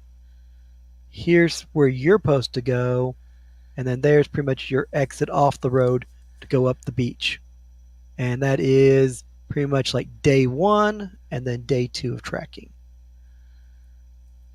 Or more like day 1 would be like right there. Groan. Welcome to Dungeon Delves. It's like an open world dungeon. Yeah, I didn't totally teach some of you about that in my game. Well, as long as we don't get stuck here for 3 months. Yeah, about that. It's gonna take us 2 days to get there, 2 days to get back. Well, 2 days to get there just to secure that location. Then whatever you need to do, which is possibly go to the next town or the tower, or whatever's needed to be accomplished by the Umbral Hood, and however many days away that is, to a town which is probably heavily infested based upon your previous experience, plus what the merchant said, plus also just facts of the matter. And then you also, which Sam's job with Horizon is marches to give assistance, which got paired up, which works out well. So once you get and secure the temple and get more supplies and have that for lookout purposes, then you're probably going to be moving over to one of the 2 locations to do those jobs. Then once that's done, or before you do that, then you can break off to go do Alums at the capital. No, we gotta hit the graveyard, then the capital. Well, temple is right next to the graveyard conveniently, so you can hit that up. This shit was probably planned by Alum. No. Yeah. Cemetery, yes. The capital thing, well, you guys voted on it. Captain made an executive decision. Yeah, Fuck that bastard. I can find him in his sleep if you really want. The worst part is the only reason Sam and Seven agreed to the second job is because the players did not want to, break the whole thing and then the 2 of us have to sit the rest of the game out while y'all do that, or we have to do something else. It's the only reason why Sam and Seven pretty much agreed to it. Yeah, it was an out of character, well, I don't want to be out of commission for 3 months. You guys would have been doing everything. That just would have had to been seriously split partied with lots of crap. Yeah. I was willing to do it if it had to come to that. Don't want to have someone lose their character. Well, next time we won't be this nice. No, definitely not. Well, Especially if it happens again. Estella's laid down ground rules about the whole situation. You've put up ground rules with all of them, so it can't happen again, literally, because you guys have to vote on it as a whole, and then it has to be reviewed and agreed upon the terms, and everybody has to sign before it comes finalized. Someone just can't vote you all on the island. And also, you don't even do island instead of off the island. And then you can't even do the next job without getting some kind of meet and greet with the patron. / also there already being another job possibly available that he can't give you because of your demands and requests. So yeah, I mean, you guys have fail-safes and other stuff in place now to prevent individuals' crazy decisions. So yeah, I can't, screw you guys. Thank you for that. Hey, you guys. Hey, I mean, if an NPC walks up to one apartment and says, "Hey, would you like to do this?" and you guys say, "Yes, I vote the whole team for it," technically not my fault. Although, if you want to put blame on me, so be it. No. We don't blame you. We blame the dumb bunny who agreed to it. So far, one of the dumb bunnies is dead. Yeah, one of the dumb bunnies is dead. The other one currently doesn't exist. Well, I mean, you guys have voted for ethereal disease. What if that character never comes back? Does he just, cease to exist, a fate worse than death or retirement? No, he just disappears somehow. Possibly. I don't know. feel so. Anyway, since we're pretty much done, should we go ahead and end the stream? Yes. Yeah, I was just ready to say, speaking of that,